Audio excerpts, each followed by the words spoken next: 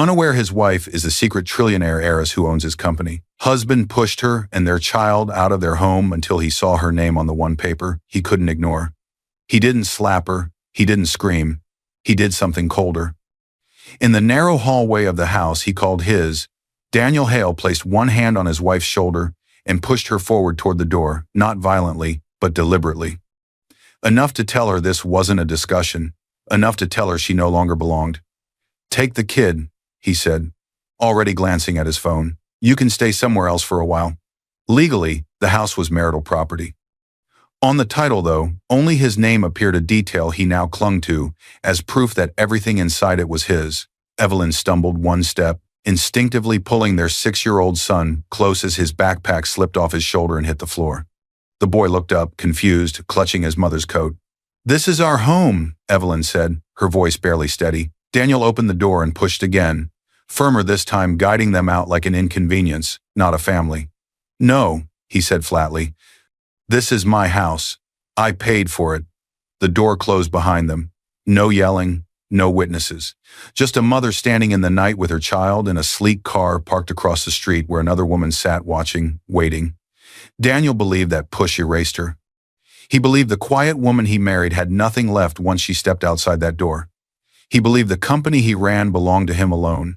What he never knew was this: on documents he never bothered to read, sealed inside trusts and legal structures older than his ambition, the woman he pushed out was the majority beneficial owner of everything he thought he built. Through layered entities and silent board votes, her family trust had quietly taken control of the company that bore his vision and her money. And while Daniel went back inside, confident and smiling, a different kind of movement had already begun: internal audits, digital trails, and one court paper prepared in silence. Weeks later, Daniel would sit in a courtroom, flipping casually through documents until his hands froze. Because the name he saw on that page was the same name he had just pushed out of his life. And that was the moment his world collapsed. Dear viewers, before we begin, your support means everything. If you're watching without subscribing, it's like letting Evelyn's voice fade into silence. Subscribe now and tell us where you're watching from. Let's get into the story. The first thing that broke the silence was a soft click. Evelyn Hale froze for half a second, her fingers hovering above a puzzle piece shaped like a small blue whale. Her 6-year-old son, Noah Hale, sat cross-legged across from her on the living room floor, his brows pulled together in deep concentration. He was small for his age, with dark hair that never stayed combed, and eyes that noticed far more than adults like to believe. The click came again, a phone notification. Evelyn didn't look up right away, but she felt it. The shift in the room, the change in air. Her husband, Daniel Hale, 37, founder and CEO of a fast-growing tech company, walked past them toward the kitchen. He didn't glance down, didn't smile at his son, didn't slow his step. His phone buzzed again. Daniel looked at the screen and smiled. Not the tired smile he gave Evelyn at night, not the polite one he used for neighbors. This smile was private, light, alive. Evelyn noticed it. She said nothing. The house around them was quiet, modest, and carefully chosen. 2 bedrooms, neutral walls, second-hand furniture polished until it looked new. No framed awards. No expensive art. Nothing that suggested the woman kneeling on the floor could, if she wished, buy the entire street and the 3 blocks behind it. What no one saw in this small rental neighborhood was that the value she could pull with a single phone call sat beyond what most people could even name. Her late father's network of companies had once managed sums measured in the hundreds of billions. By the time everything was consolidated into a single structure, the assets under that umbrella were whispered about in private circles as trillion-level money. Not her personal cash, but a global financial machine she could quietly direct. "Mom," Noah whispered, fitting the whale into place. "It goes here, right?" Evelyn smiled softly. "Yes, right there." Her voice was calm. It always was. That calm had been learned a long time ago. Evelyn had been 23 when she first understood what silence could protect. She stood in a private office made of glass and quiet power. Men twice her age rose from their seats as she entered, not out of courtesy but obligation. Lawyers, board members, family trustees, all of them waiting. Her father had died 3 weeks earlier. Not poor, not quietly. He had been one of those men whose name most people never heard, but whose decisions quietly shifted markets. The architect behind a web of funds and holding companies that controlled pieces of banks, energy firms, tech giants, never loudly branded, always hidden one layer back. His voice still lived in her memory, steady and firm. If people love your money, they will never love you. He had said it the night before she left for college, placing a thin folder on the table between them. If you ever marry, test the heart, not the hunger. That folder became her life. Inside was the blueprint for a world most people never saw. Hale Holdings, Master Trust. She inherited a fortune measured in numbers most people never say out loud. The wealth wasn't stored in cash or homes. It lived in layered trusts, holding companies, and board-controlled entities designed to protect her from attention and predators. Her name was hidden behind legal walls so thick they required court orders and multiple jurisdictions to penetrate. On public paperwork, all anyone ever saw were institutional names and faceless entities. No Evelyn, no hint that a single person stood at the center. She didn't just inherit money, she inherited control without visibility. A board liaison handled formal votes. Professional trustees signed documents. They all knew who the principal beneficiary was, but no one outside that circle did, and she chose to keep it that way. Daniel Hale entered her life 2 years later, long before the suits, the office, and the applause. He was working out of a shared office space, sleeping 4 hours a night, drinking cheap energy drinks, and talking endlessly about building something honest. Not fast. Not flashy, honest. That word mattered to Evelyn. He talked more about the product than the potential exit, more about the people he wanted to hire than the lifestyle he wanted to buy. When he asked what she did, and she said, consulting strategy for family businesses, he just nodded and moved on. He didn't ask which families. He didn't ask what size. He didn't try to impress her with numbers. When his startup, Nexus Point Technologies, needed capital to survive, Evelyn made a single call from a quiet corner. Her legal team created a venture shell, a standard investment vehicle used by the family office. On paper, it had a forgettable name and a registered address in a city Daniel had never visited. The money moved quietly, cleanly. Hale Holdings sat 2 layers above it, invisible. Daniel saw only a committed institutional investor. He never asked who ultimately owned it. Evelyn took that as a sign. He wasn't chasing her for money. Once, months later, when Nexus Point landed its first major contract, Daniel laughed and said, "Whoever that fund is, they must own half the world." Evelyn smiled. He didn't realize that her family structures held a controlling stake in his company, and that as he raised more capital, her trust kept quietly matching and consolidating until her side was the single largest shareholder. She didn't correct him. The puzzle was nearly finished now. Daniel opened the fridge, poured himself a drink, and leaned against the counter. His phone buzzed again. He typed quickly, his back still turned.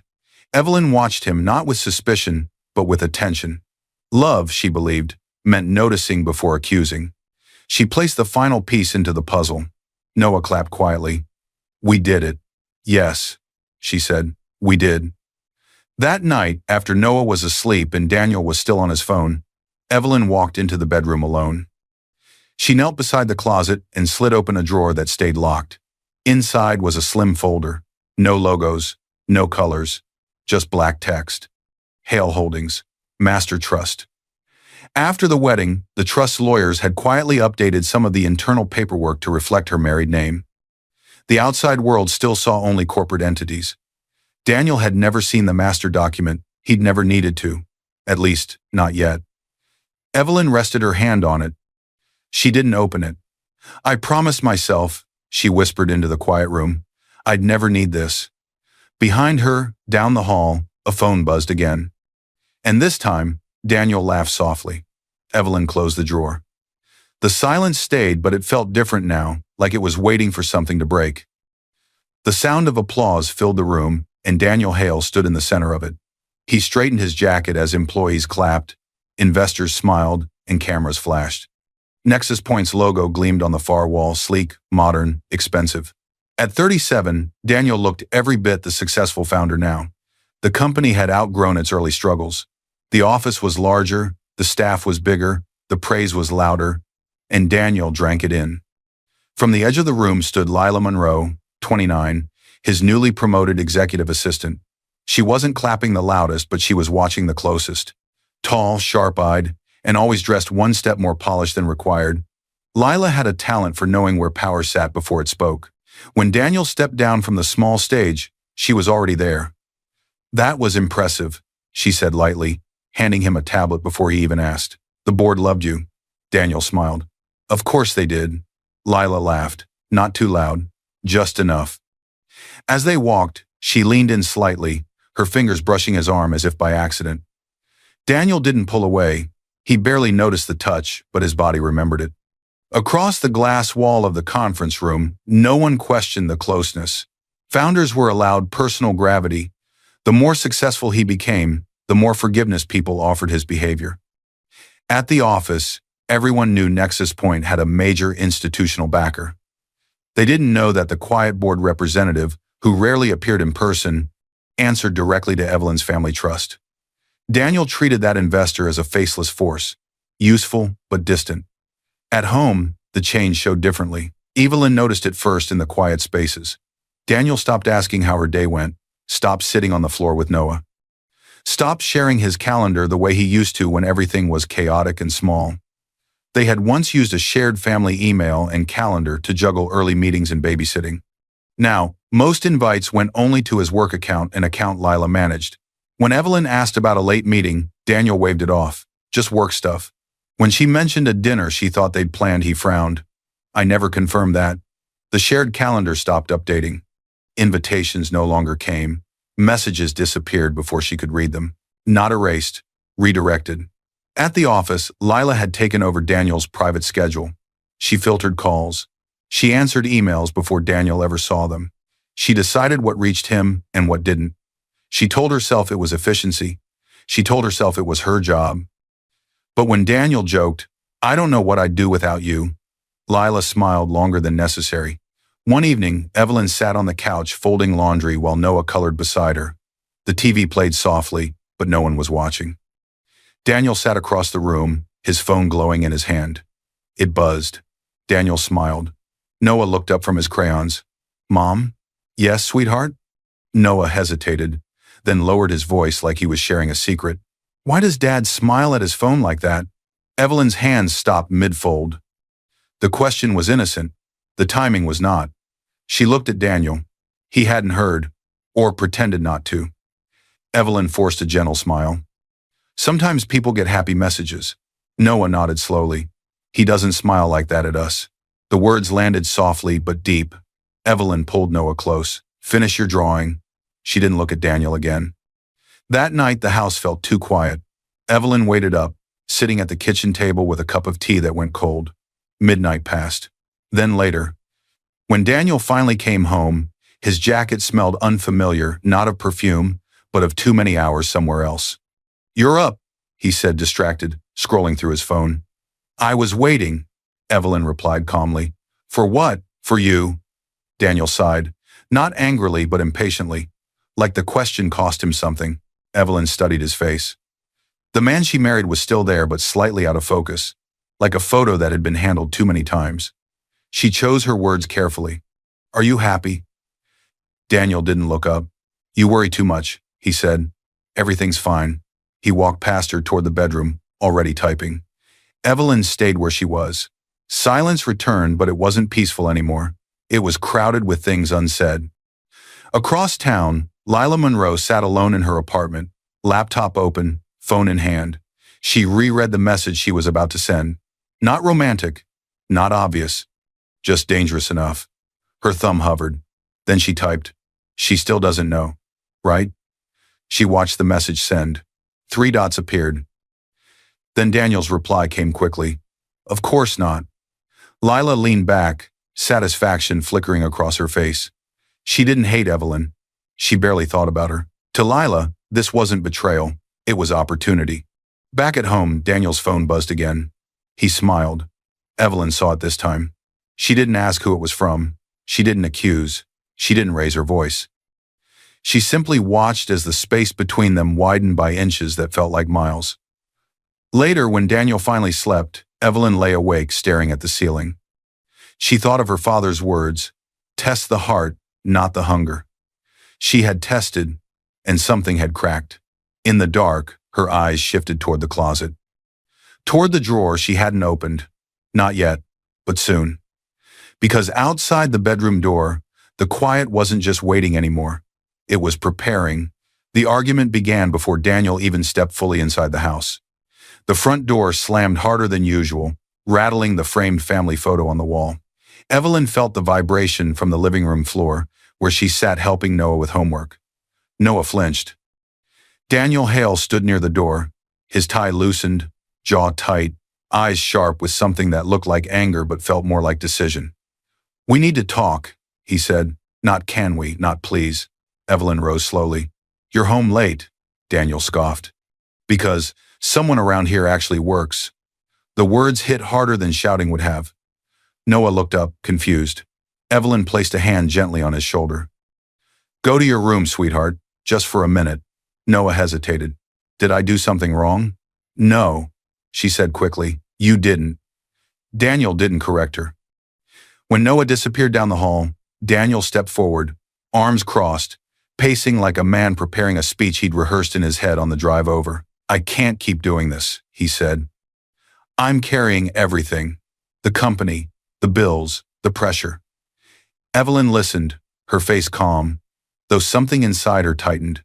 "I support you," she said. "I always have." Daniel laughed, short and bitter. "Support? You sit at home, you don't contribute, you don't understand what it takes to build something." Evelyn felt the sting, but she didn't interrupt. "You don't even try to keep up anymore," Daniel continued. "You live in this quiet little world. Meanwhile, I'm surrounded by people who actually add value." He didn't say Lila's name. He didn't have to. Evelyn's voice was steady. "If this is about work stress, it's about you," he snapped. "You're holding me back." The room went silent. Daniel took a breath, as if calming himself, then spoke again, colder now. "I need space." Evelyn nodded slowly. "Then take it. We can talk about no," he interrupted. "You and the kid can stay somewhere else for a while." The words landed like something heavy dropped on glass. Evelyn stared at him. "Daniel, this is our home." Daniel didn't hesitate. "No," he said flatly. "This is my house. I paid for it. My name is on every document." He didn't mention that legally. Marriage didn't work the way he wanted to believe. In his mind, the person paying the mortgage owned the walls. That was the moment something in Evelyn broke, not loudly, not visibly, but completely.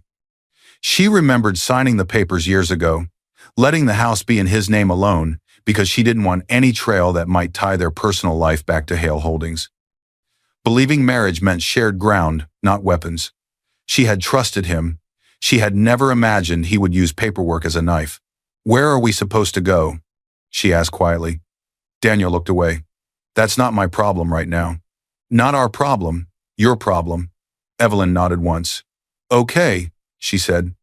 That surprised him. The packing was silent. No yelling, no thrown objects, no dramatic last words. Evelyn moved with calm precision, placing clothes into a single suitcase. Noah watched from the doorway, clutching his favorite backpack too big for his small shoulders. "Are we going on a trip?" Noah asked softly. "Yes," Evelyn said, kneeling in front of him. "A short one. Will Dad come?" She didn't answer right away. Then, "Not right now." Noah nodded, trying to be brave. Daniel stood in the hallway, arms crossed, watching like a stranger observing a process he'd ordered but didn't want to witness. When Evelyn zipped the suitcase, Daniel checked his phone. A message lit up the screen. He smiled. Evelyn saw it. She said nothing. At the door, she paused. "Daniel," she said, not pleading, not angry. "If you're doing this because you think I'm weak," he cut her off. "I'm doing this because I'm done." She studied his face. The man she married had been replaced by someone who believed power came from being admired by the right people, even if it meant stepping on the wrong ones. "Then I hope it was worth it," she said. Daniel opened the door. Cold air rushed in. Outside, the night was quiet. No neighbors watching, no drama to witness. Evelyn stepped onto the porch with Noah beside her. Daniel stayed inside. The door closed behind them.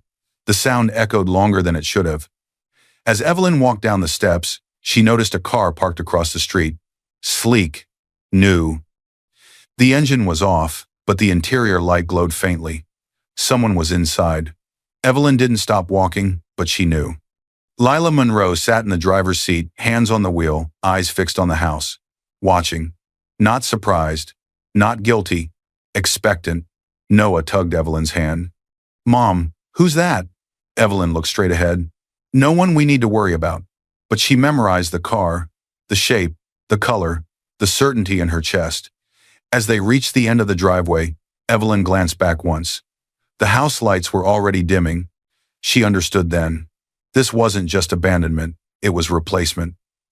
Evelyn adjusted the suitcase in her hand and kept walking. Behind her, across the street, the car door opened. And somewhere far deeper than anger, something quiet inside Evelyn began to wake up. Something patient, something prepared, and it knew exactly where to begin. The first thing Evelyn felt in the new place was the door locking behind her. The sound was sharp, final. It echoed through the narrow hallway of the furnished rental and settled deep in her chest. She stood still for a moment, Noah's small hand wrapped tightly in hers, her suitcase resting against her leg like it was catching its breath too. This place was quiet.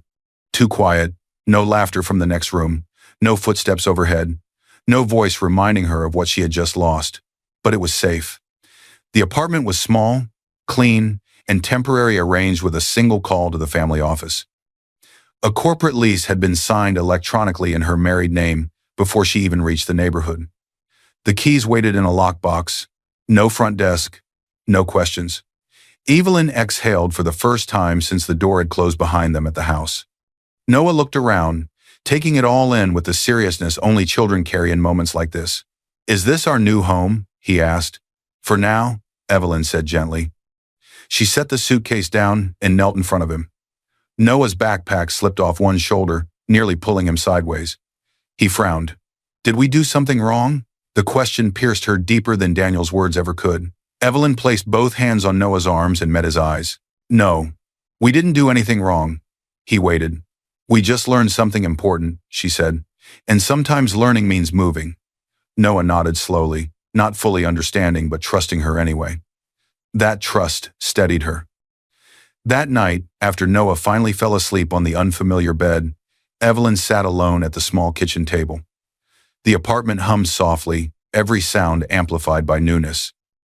The stillness pressed in, but it no longer felt empty. It felt focused. Evelyn reached for her phone. Her hands were steady. She made the first call.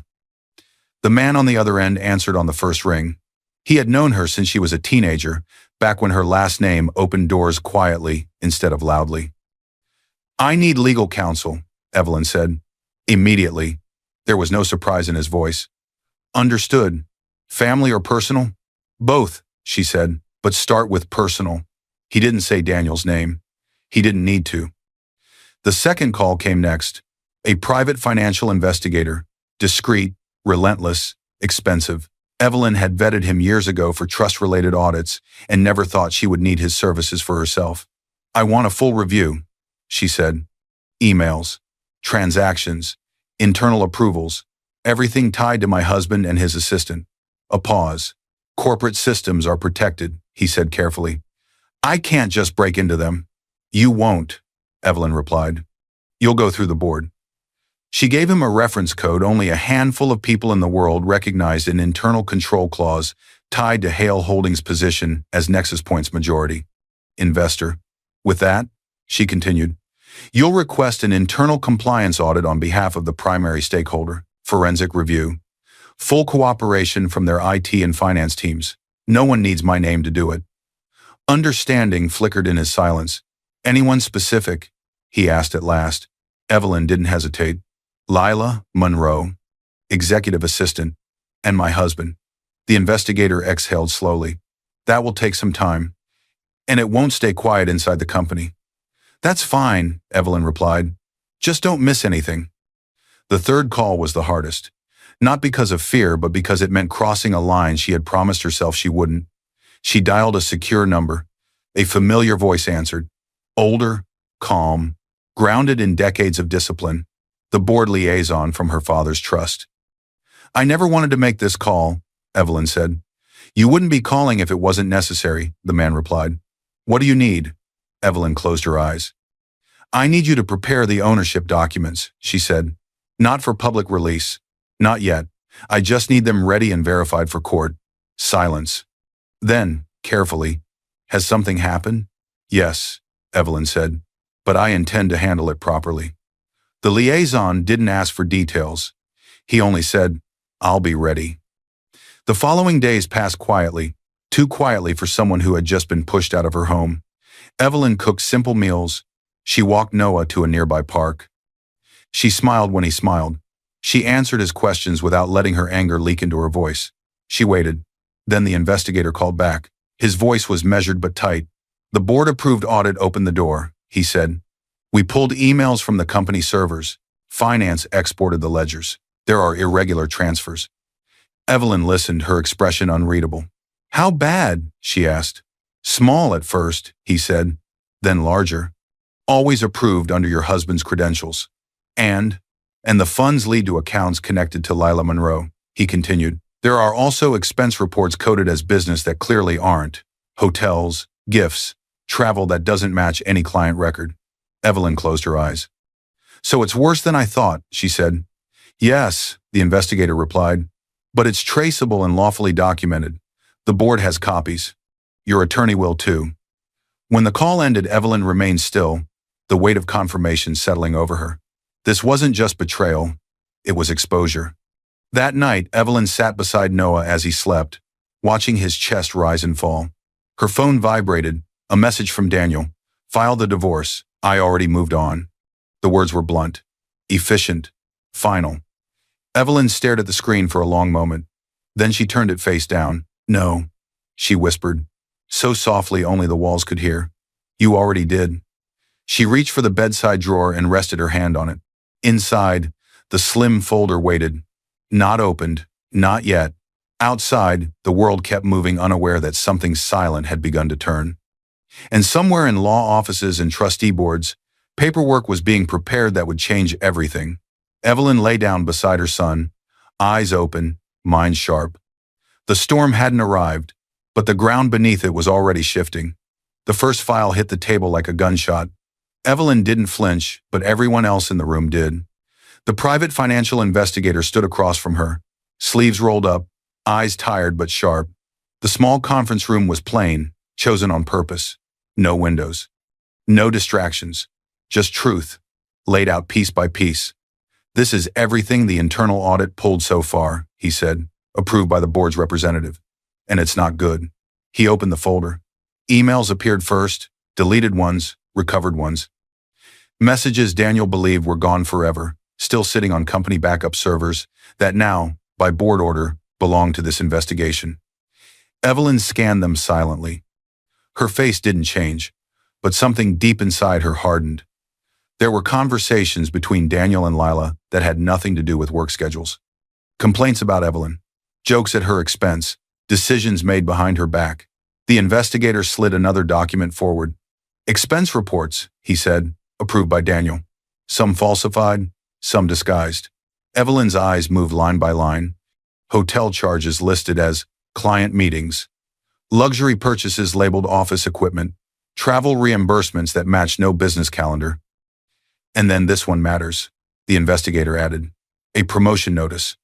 Lila Monroe promoted to a strategic operations role. No formal job description. No board approval. No standard compensation review. Just Daniel's digital signature and a salary adjustment that outpaced similar roles by a wide margin. Evelyn looked up. That position doesn't exist in the original structure. It didn't, the investigator replied, until Daniel created it with a backdated memo. There's also a bonus pool he diverted discretionary funds into. Most of it went to her. The noose tightened. Across town, Lila Monroe stood in front of a mirror, adjusting her jacket. She smiled at her reflection. Everything still looked like it was going according to plan. Daniel had moved Evelyn out. The house was quiet now. His attention belonged to Lila more openly, more recklessly. She could feel the shift, the confidence. You don't have to hide anymore, she told him later that night, running her fingers lightly along his arm. Once the divorce is final, we can be public. Daniel nodded, distracted, already imagining his future. But Lila wasn't reckless. Behind her smile, she was careful. When Daniel left the room, she opened her laptop. She saved emails, downloaded attachments, copied expense approvals with his name on them. Messages where he instructed her to reroute funds or put it under client development, no one checks those lines. She didn't do it out of guilt. She did it because she understood power. And she knew when a man burned bridges too fast, someone always fell with him. She had no intention of being the one underneath. Back in the quiet conference room, the investigator reached the final section. Company funds, he said, used for personal property, nothing subtle. He paused. All tied to Daniel's sign-offs. The audit logs show he overrode finance flags more than once. Evelyn leaned back slowly. So if this goes public, she said, he doesn't just lose his reputation. No, the investigator replied. He loses credibility with regulators, the board, and the court. There's enough here for a formal complaint. Evelyn nodded once. Good. That afternoon, she made another call. Her attorney arrived an hour later. He was older, composed, and spoke only when necessary. He laid out documents with careful precision. Divorce petition, he said, citing abandonment and financial misconduct. The timing of him pushing you out with your child, combined with these records, strengthens your position. Evelyn read it without hesitation. Custody request, he continued, primary. Based on stability, his admitted abandonment in messages, and the pattern of misuse of corporate funds, she signed. Then he reached for a separate folder, thinner. He hesitated before opening it. This, he said carefully, changes the nature of everything. Inside were documents Evelyn had not touched in years. Ownership structures, trust disclosures, board authority summaries, all connected to one entity, Hale Holdings, Master Trust. The attorney studied her face. If this goes to court, he said quietly, your husband won't just lose his marriage. Evelyn finished the sentence without raising her voice. He'll lose his company. The attorney nodded. Completely. The board liaison has confirmed. Your trust holds a controlling stake, with authority to initiate leadership changes if necessary. Once we attach this to the divorce proceedings, it becomes part of the record. Silence filled the room. Not fear, not regret, resolution.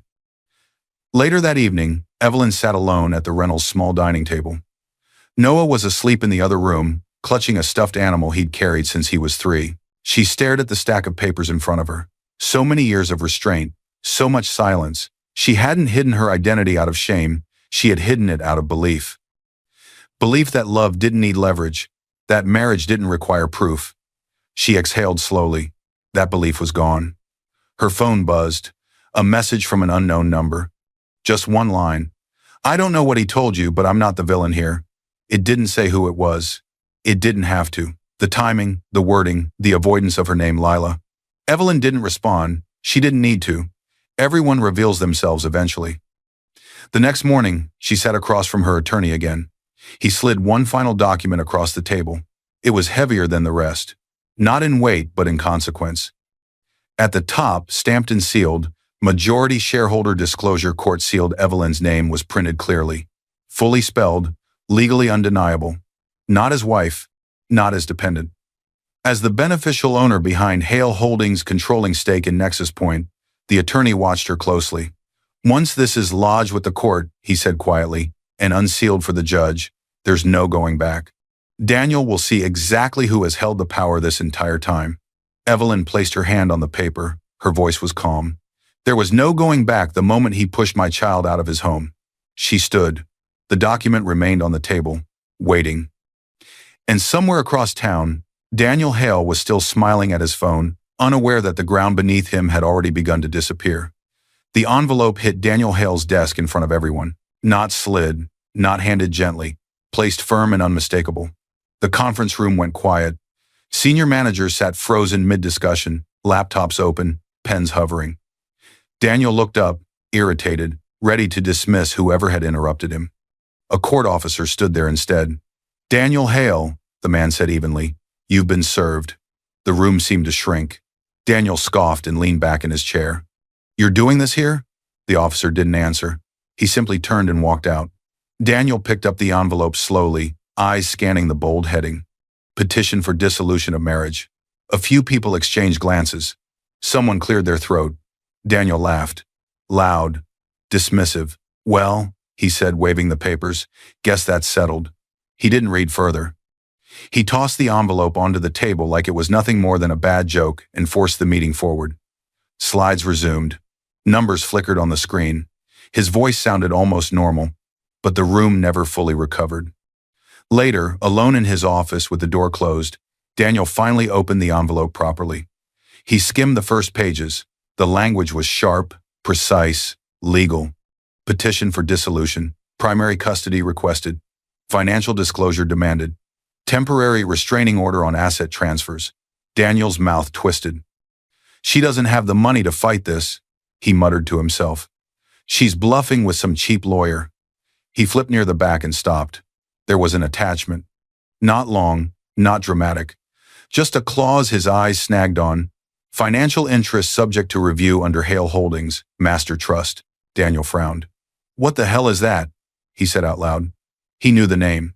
Hale Holdings was the institutional investor that had backed Nexus Point's early rounds, the one he always called our silent whale.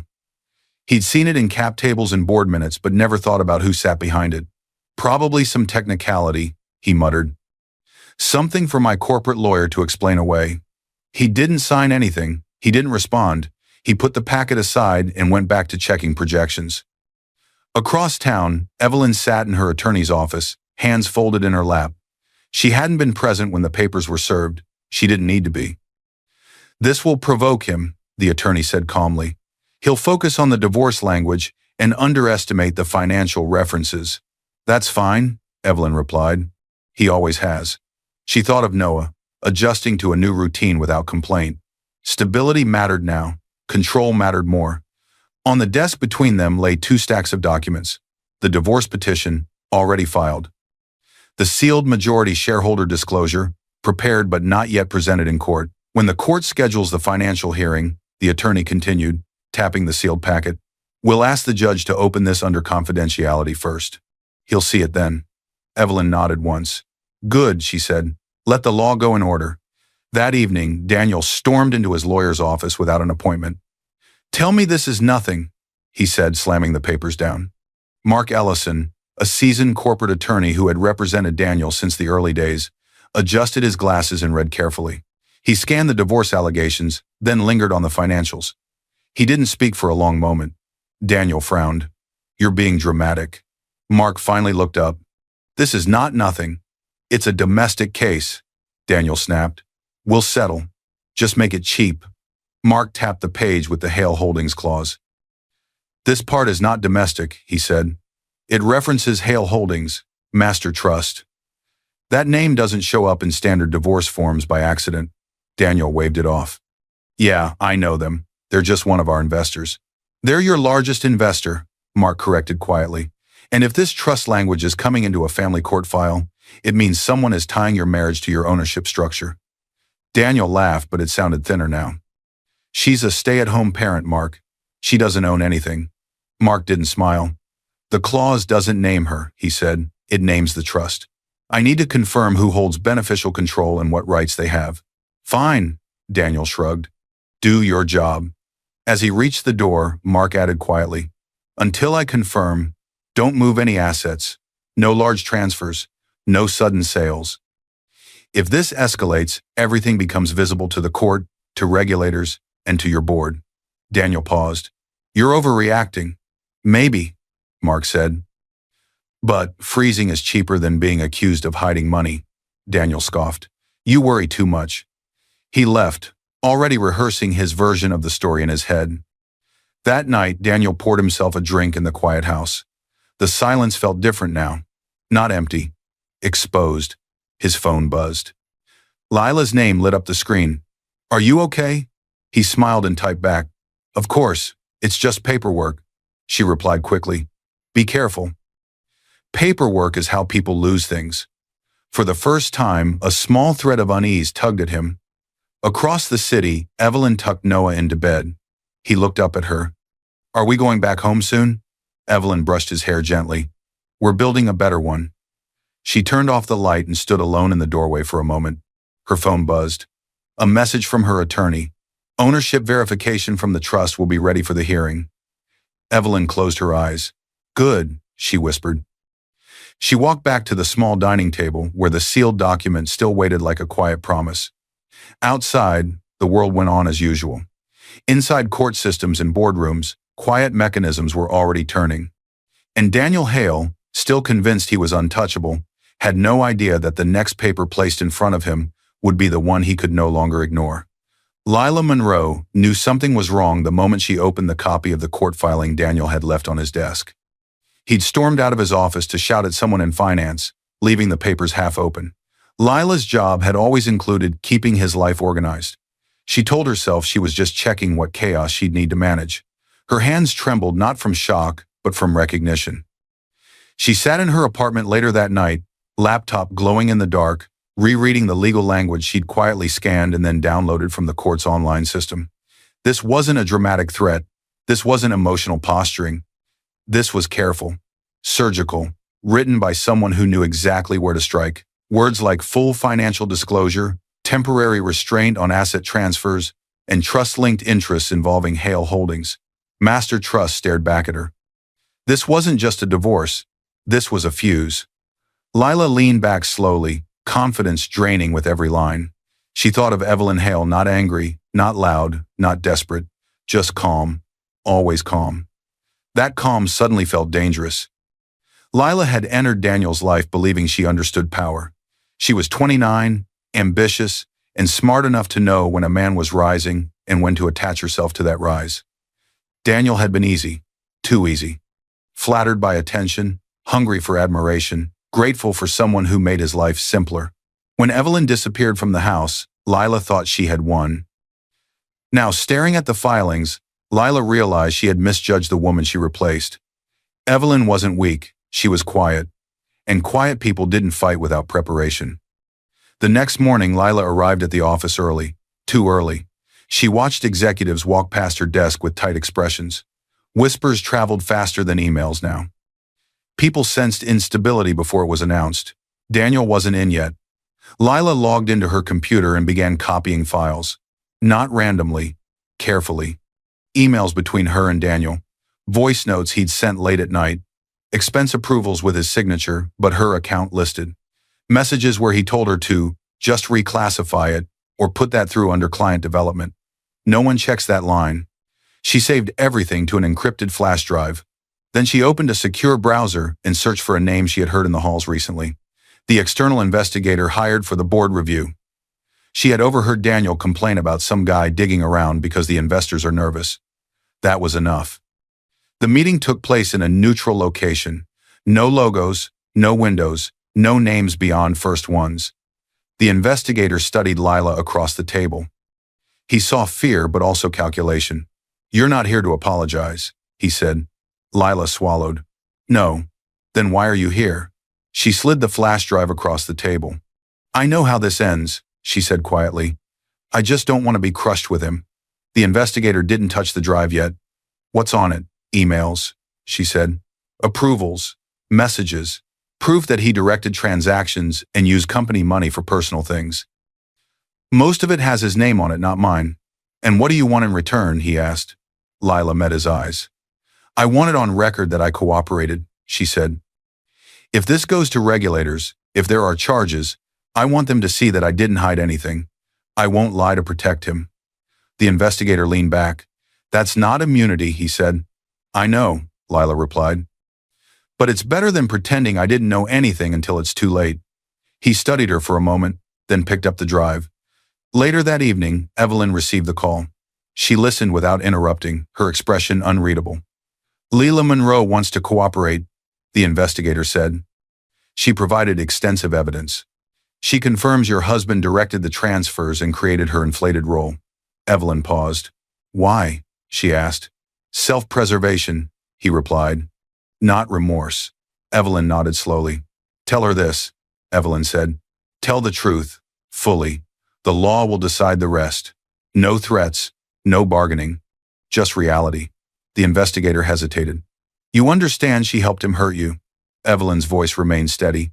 "And now she's helping the truth hurt him. That's enough for me." The next morning, Lila submitted her resignation. No farewell email, no explanation, no transition period. By noon, her corporate access was revoked. Her badge stopped working. Her name vanished from internal directories. She packed her desk quickly, aware of eyes watching from behind glass walls. Some curious, some relieved, some calculating their own distance from Daniel. She didn't look back. Daniel found out last. He arrived at the office furious, already irritated by unanswered calls. He stormed through the lobby, expecting Lila to appear with explanations and a coffee in hand. She didn't. Her desk was empty, clean, as if she had never been there. Daniel grabbed the nearest assistant. "Where's Lila?" The assistant hesitated. "She resigned. Effective immediately." Daniel's face hardened. "That's impossible." "She turned in her badge this morning," the assistant added. IT removed her access. HR said she left her resignation letter on their desk. Daniel stood still. For the first time since the divorce filing, something cold slid down his spine. He pulled out his phone and called Lila, straight to voicemail. He called again. Nothing. Across the city, Evelyn sat quietly at the dining table, Noah coloring beside her. Her phone buzzed. A message from the investigator. "She gave us everything."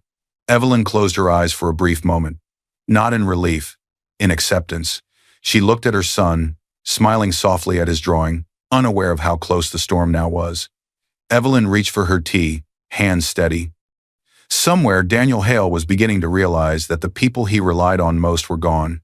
And very soon, the truth he had ignored would be placed in front of him, not as accusation, but as fact. The room went quiet before anyone was told to be quiet. Not the nervous kind, not the respectful kind, the heavy kind. Daniel Hale sat at one table with his attorney, Mark. His shoulders were squared, hands folded, confidence carefully reconstructed after weeks of strain. His suit was tailored, his expression controlled. Across the aisle, Evelyn Hale sat beside her attorney. She did not look at Daniel. She did not need to. The judge entered. Everyone stood. Everyone sat. Paper rustled. Silence returned. This was the first formal financial hearing in their divorce case. On the docket, it looked routine. To everyone actually in the room, it was anything but. The judge adjusted her glasses and looked down at the file. "This court will now address financial disclosures relevant to the dissolution petition and related corporate interests," she said calmly. Daniel leaned back slightly. Routine, he told himself. He had faced worse in investor updates. The judge nodded to the clerk. "Clerk, please distribute the sealed ownership disclosures for review." The clerk stood and began placing documents on both tables. Daniel accepted his copy without looking up. He recognized the line at the top. UN sealed for court review, only another form. Another distraction. He flipped the first page, then the second. Still casual. Still relaxed. Until his fingers froze. His eyes locked onto a line he had never seen before. Then another. Then a name.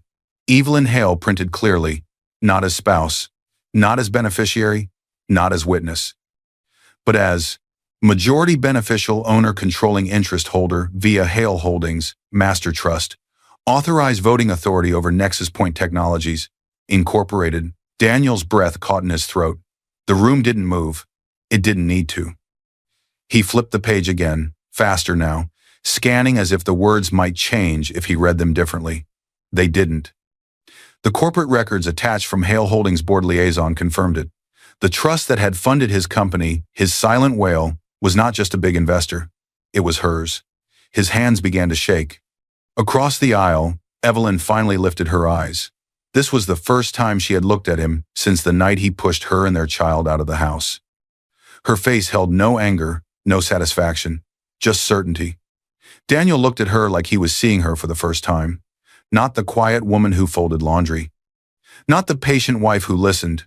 Not the mother he had dismissed, but the person he had never bothered to ask about. The person who owned everything he thought was his. Mark leaned in close, his voice barely audible.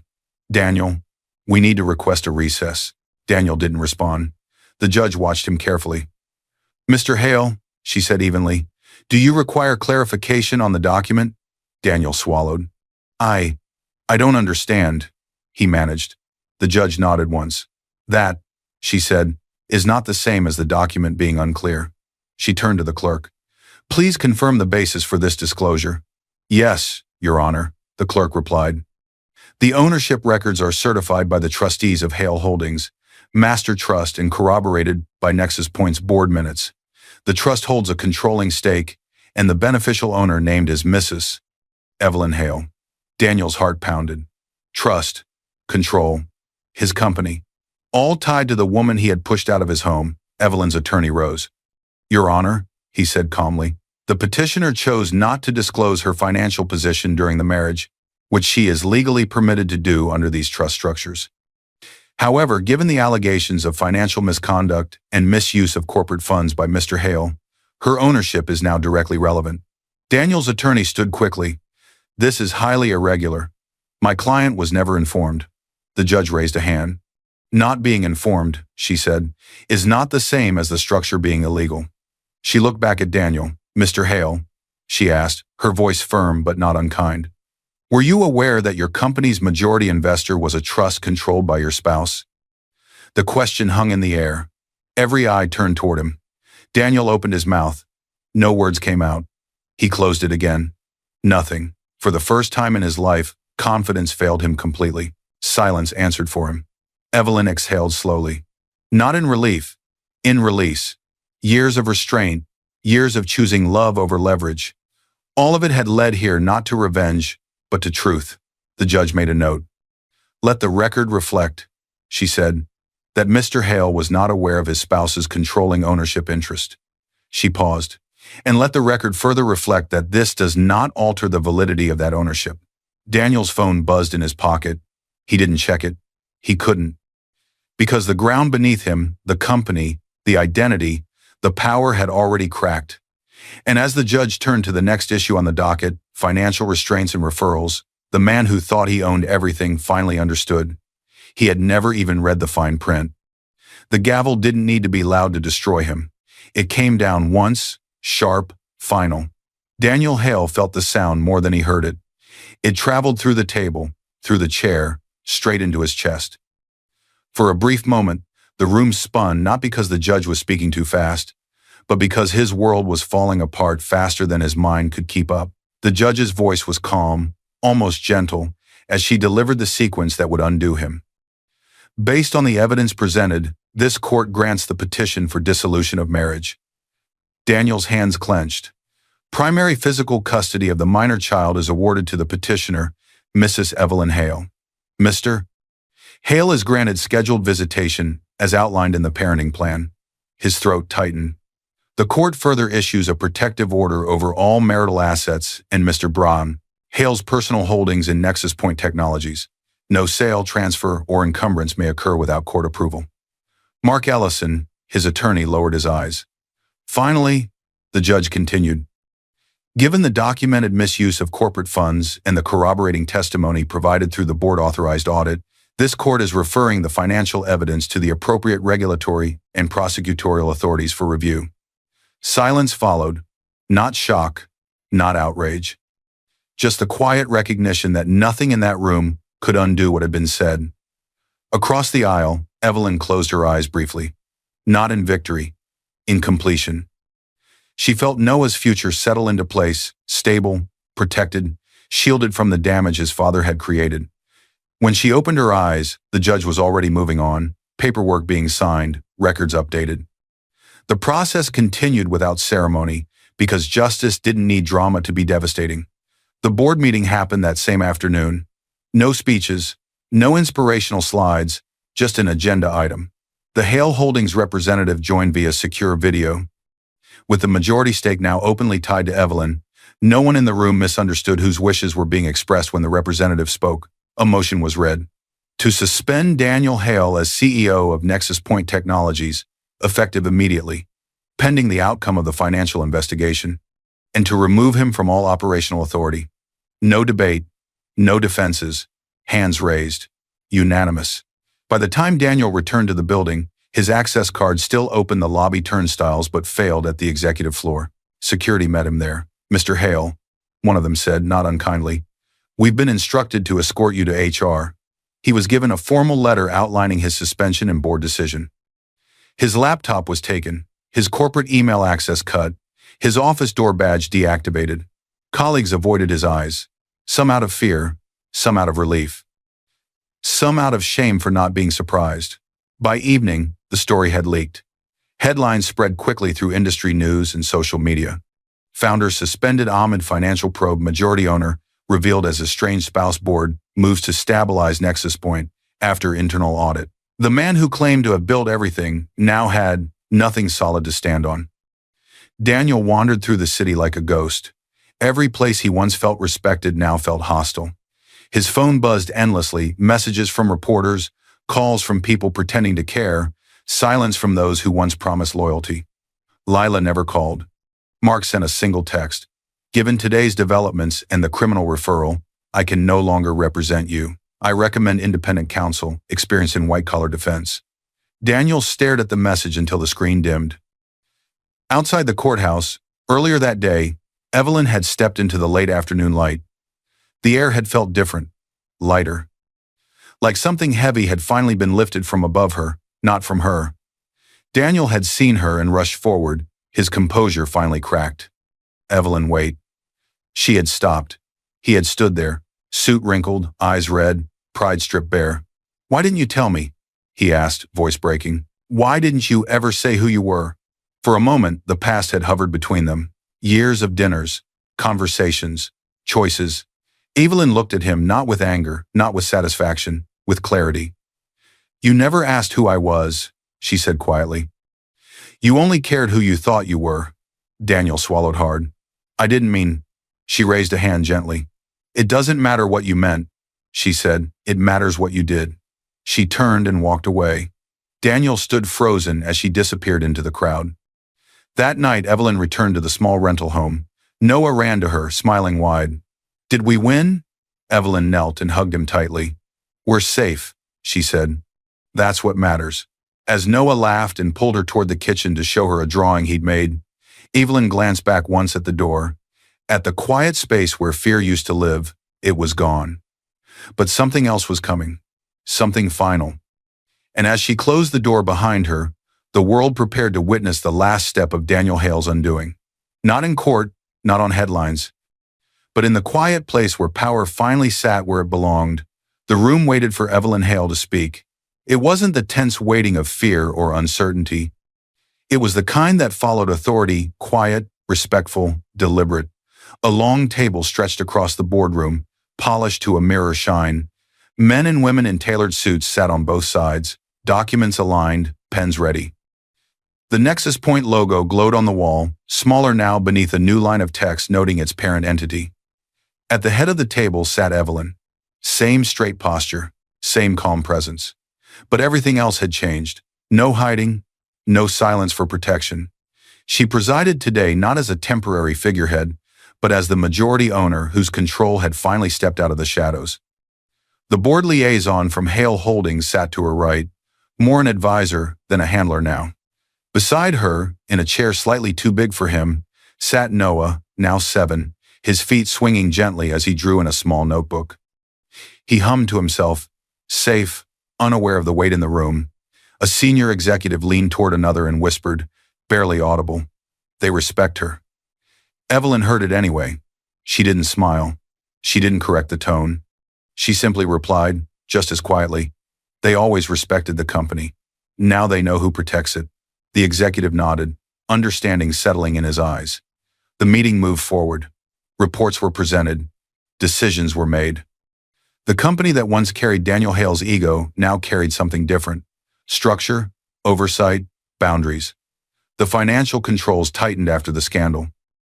An independent audit committee answered directly to the board, not to a single charismatic founder.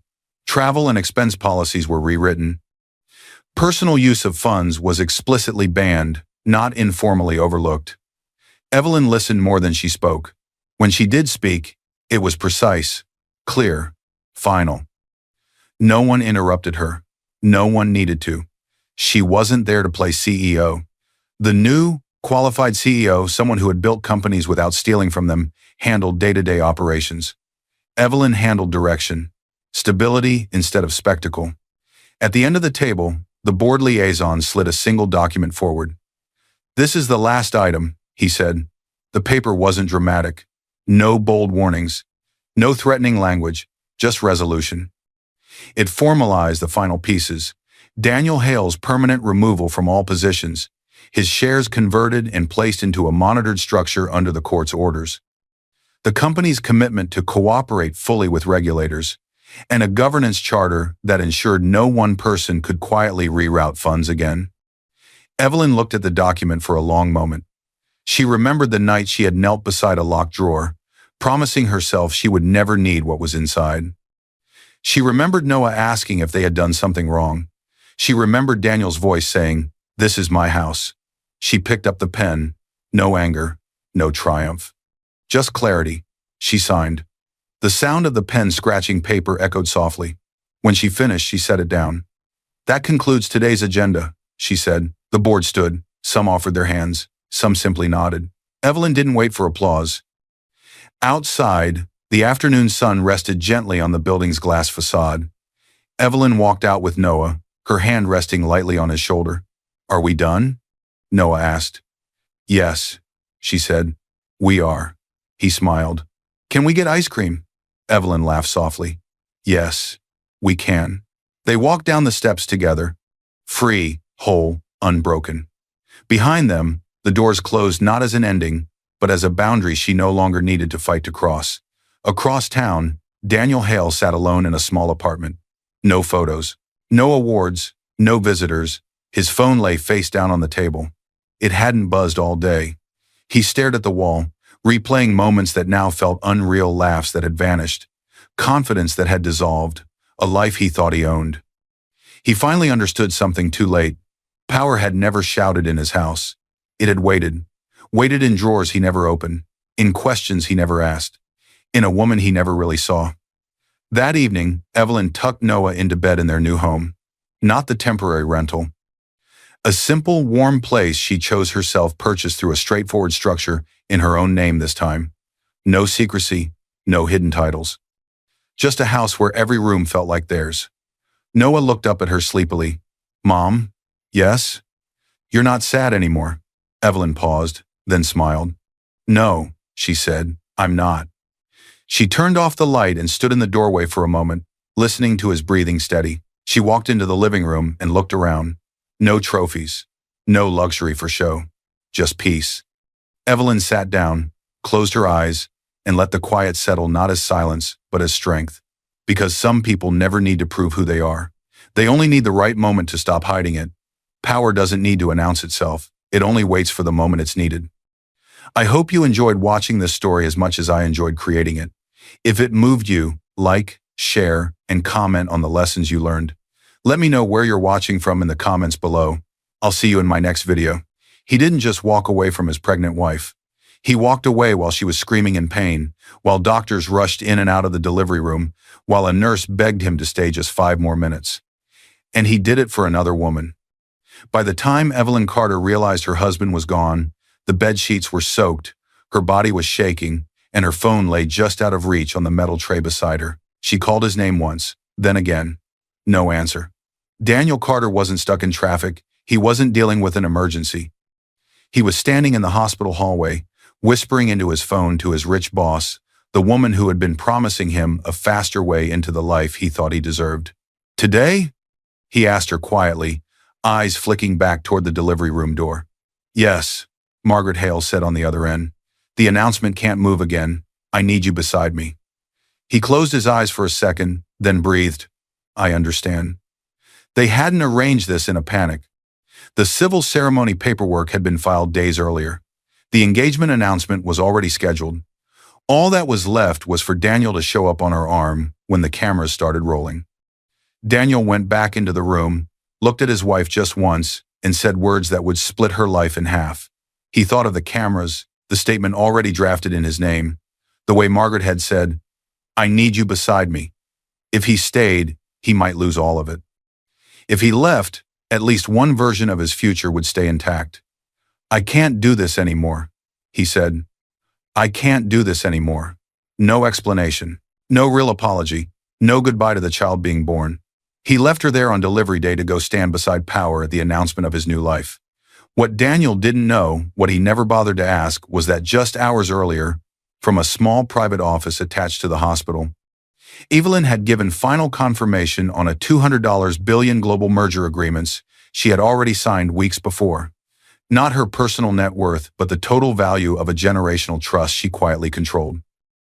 The deal was wrapped in ironclad confidentiality agreements that legally barred her from telling anyone outside a tiny list of approved names, including her husband.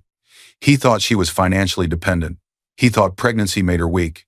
He thought marrying his wealthy boss meant winning. While Evelyn lay stitched, exhausted, holding her newborn alone, while hospital staff quietly noted his absence in their charts. While, over the next few days, Daniel smiled under bright lights with champagne in his hand as the engagement announcement hit the business press.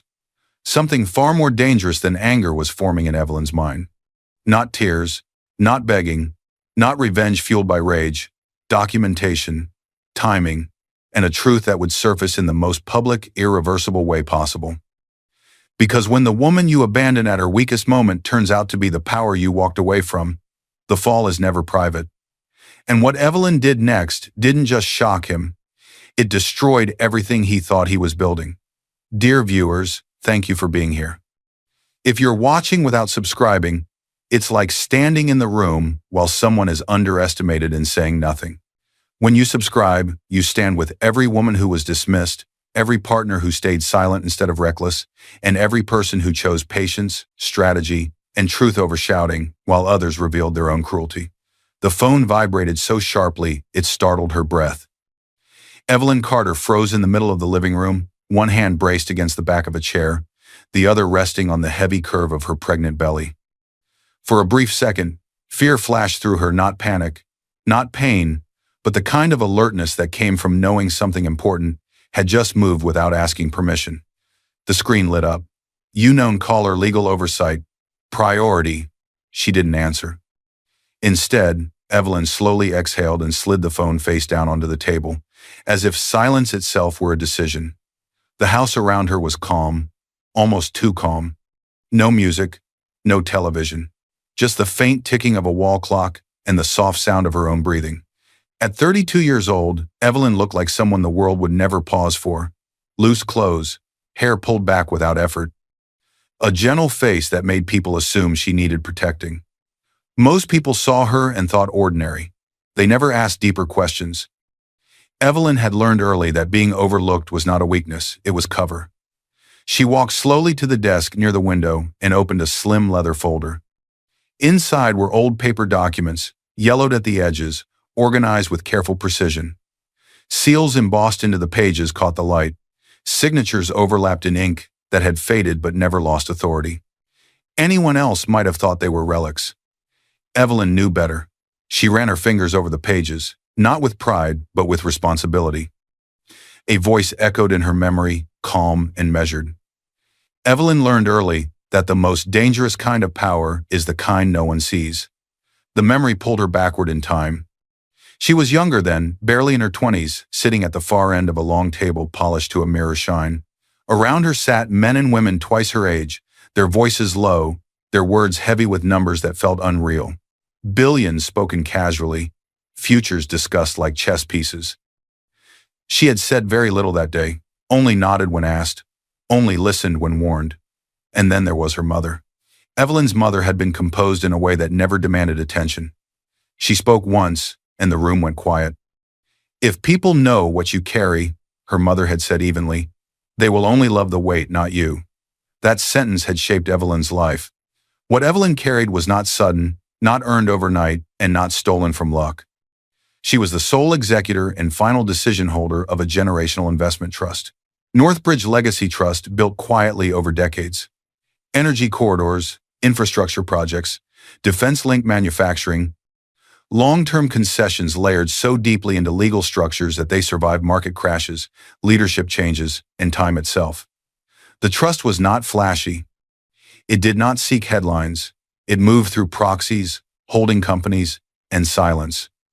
On paper, the public only ever saw corporate names. In sealed registers and restricted filings, there was one, Evelyn Carter.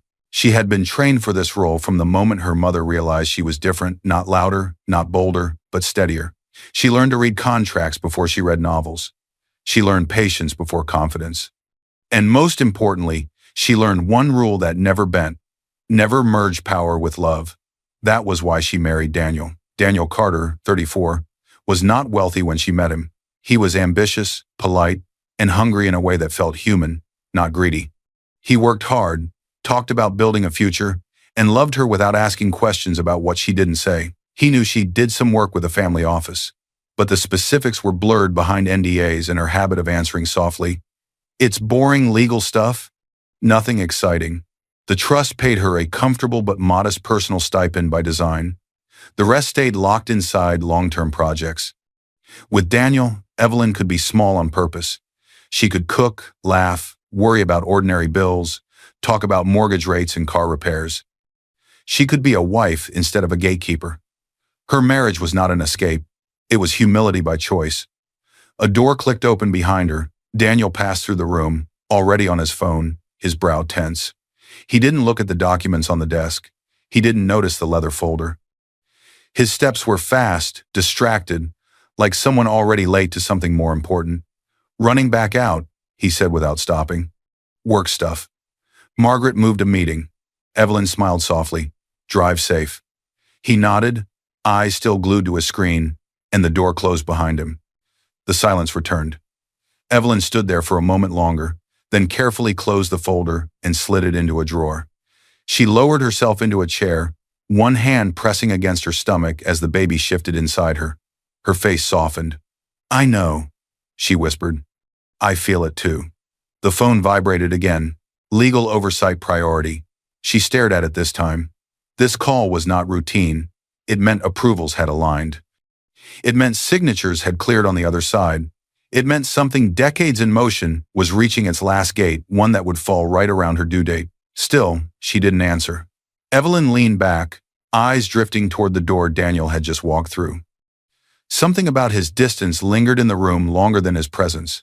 He had been leaving more often, staying out later, smiling less at home, and more at his phone. She told herself it was stress. She told herself trust meant patience. Her phone stopped vibrating. Evelyn closed her eyes, unaware that while she sat quietly in that room, pregnant, overlooked, underestimated forces far larger than her marriage were locking into place. And somewhere beyond that closed door, Daniel was already drifting toward a life that would soon collide with a truth he never thought to ask about. She would answer the call later. By then, everything would already be moving. Daniel Carter's hands were shaking before the meeting even started. He hid it by tightening his grip on the pen, forcing his fingers to still as the conference room slowly filled. At 34, Daniel looked successful on paper-tailored suit, sharp haircut, a title that impressed people at dinner parties. Assistant director, fast track, future partner. Inside, something brittle rattled every time the room went quiet. The door opened. Margaret Hale walked in without urgency, without apology, without looking at anyone for permission. Early 40s, tall, composed, precise in the way only people who had never needed approval could be. Margaret Hale was Daniel's boss, the chief executive of Hale International, the company where he had clawed his way up for years. She controlled promotions, futures, and exits with a calm smile. She didn't raise her voice. She didn't have to. Power sat on her like a tailored coat.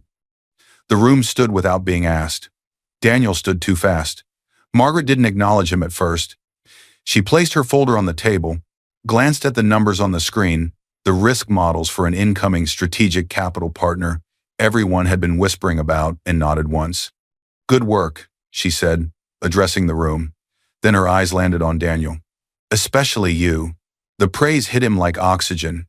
He'd been the one staying late, rebuilding projections, massaging the models to show how quickly the firm could grow if the new infrastructure funding came through. No one knew who the mysterious capital partner would be, only that it involved sovereign funds, generational trusts, and numbers he'd never seen up close before. She dismissed everyone else with a small wave of her hand. When the door closed, the room felt smaller. Margaret leaned back in her chair, studying Daniel the way investors studied risk without emotion, but with interest. "Men like you shouldn't live small lives, Daniel." The sentence was quiet, precise. It didn't sound like encouragement. It sounded like permission. Daniel swallowed. No one had ever said that to him before. Not his father, not his friends, not even Evelyn. With Evelyn, life was gentle, predictable, safe. She cared if he was tired. She asked how his day went. She talked about prenatal vitamins and baby names. Margaret's words hit a different place, sharp, electric, touching the part of him that hated watching other men buy houses he couldn't afford yet. She continued casually, flipping through her folder. You work hard, you stay loyal, you don't complain. A pause.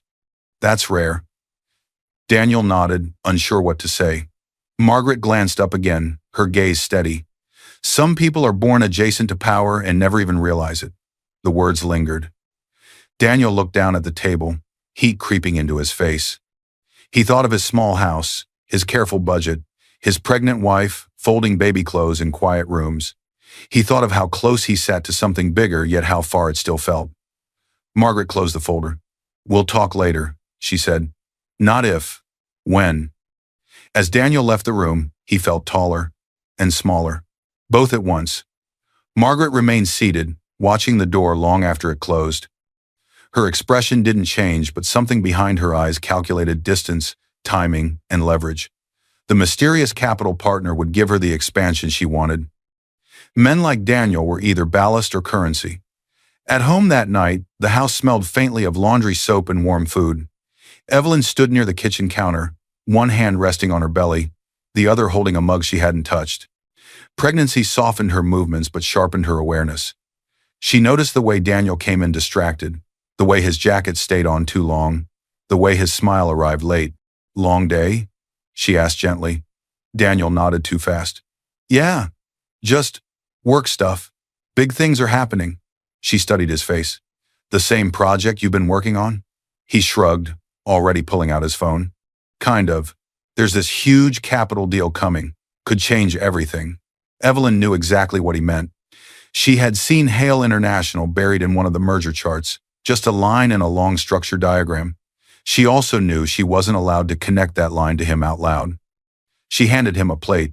You didn't answer my messages. I was busy, he said, thumbs flicking over the screen. Sorry. The word felt thin. They sat at the table, the silence stretching longer than usual. Evelyn tried to fill it with normal things, the baby's checkup, a small ache in her back, a question about the nursery shelf. When she mentioned the baby, Daniel's jaw tightened. He didn't meet her eyes. That's great, he said. We'll figure it out. Evelyn watched him carefully. This wasn't anger. It wasn't cruelty. It was avoidance. The kind that grew when someone began to believe their life was being decided without them. She reached for his hand. Daniel hesitated just a second too long before taking it. That hesitation stayed with her.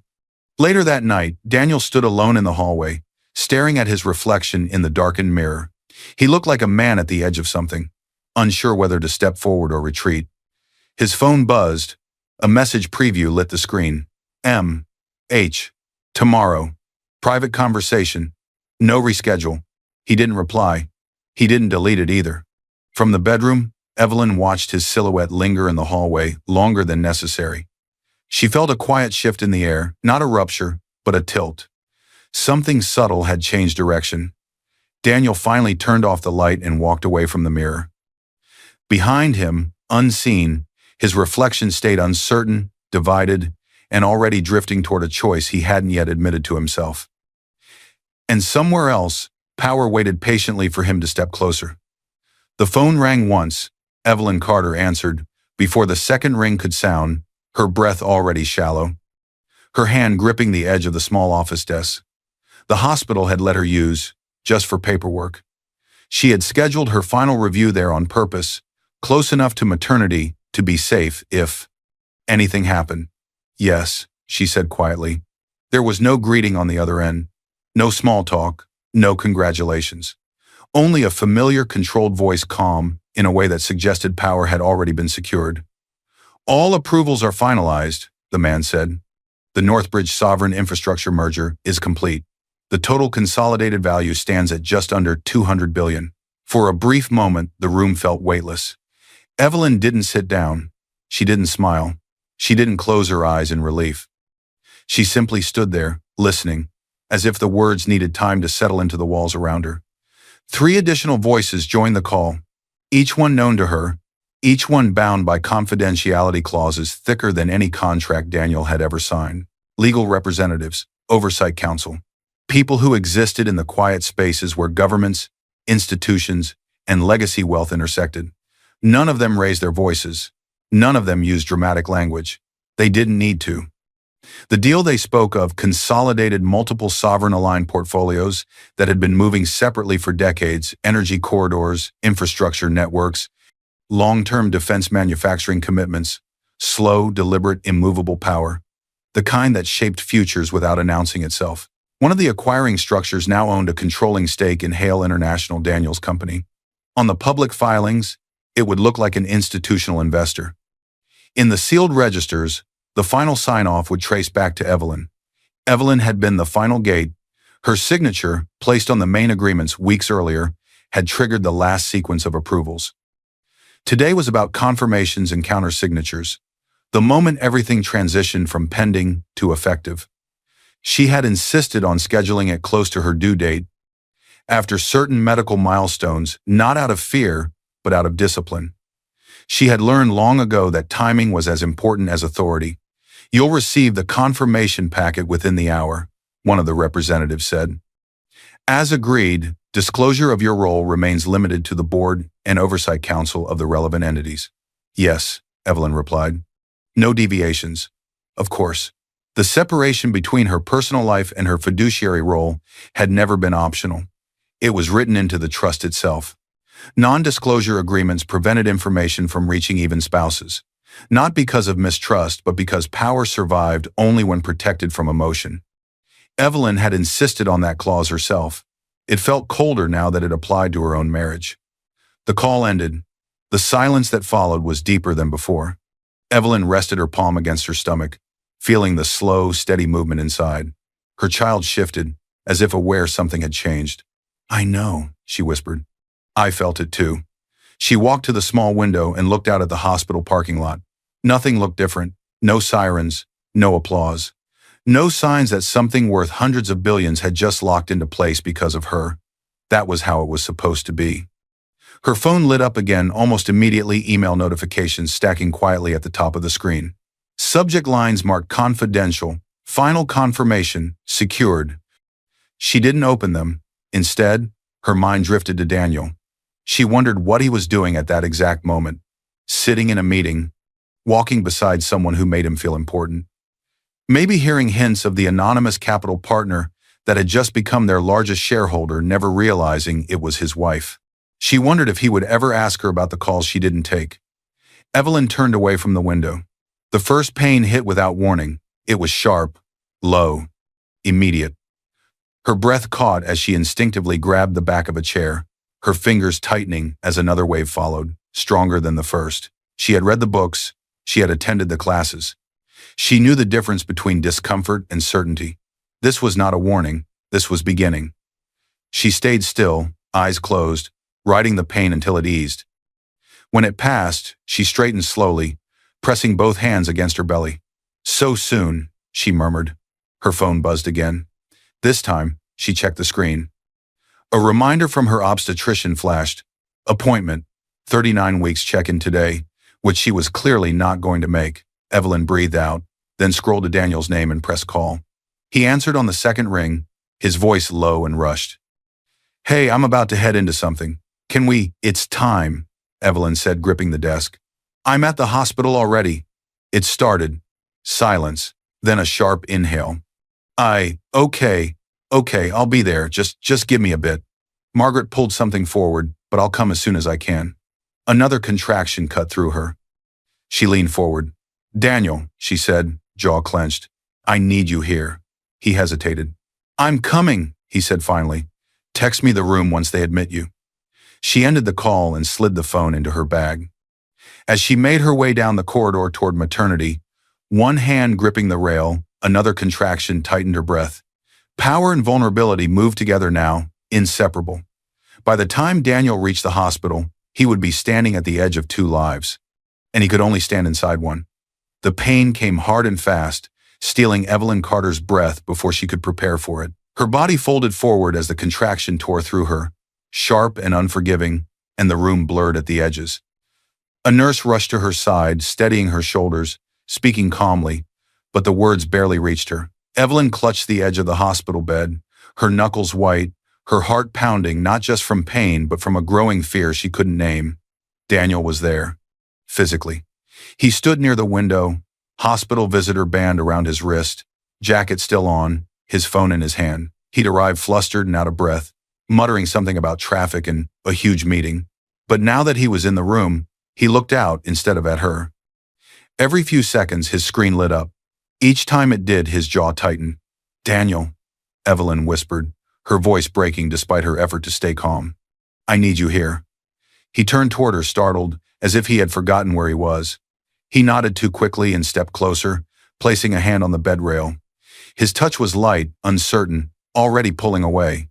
"I'm here," he said. I need to keep an eye on this. It's work. It's important."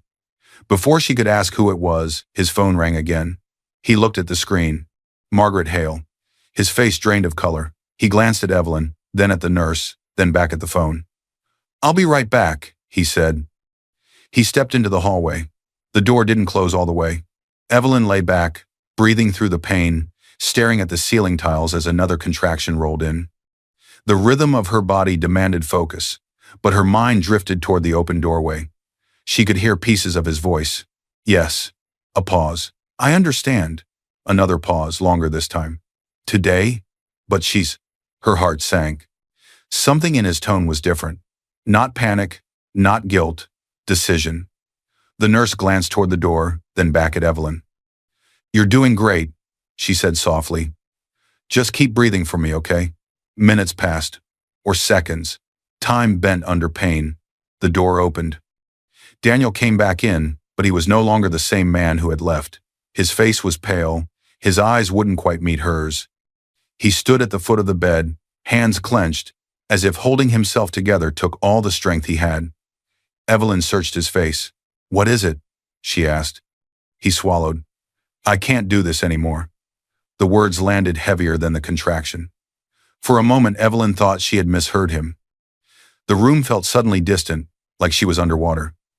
"Do what?" she asked quietly. He shook his head. Us. I can't." There was no explanation. No apology, just exhaustion, as if the decision had been made long before today and he had run out of excuses not to say it. "Daniel," she said, her voice barely above a whisper. "I'm in labor." "I know," he replied. For a brief second, something flickered across his face, fear, shame, something close to regret, but it passed too quickly. "Margaret." She moved the announcement up, he said, words tumbling out now. "Everything is tied to today, the new investors, the expansion, my position. If I don't show up," he stopped himself. He didn't need to finish the sentence. The math was obvious. Career on one side, wife and child on the other. "I'm sorry," he said, but the words were hollow even as they left his mouth.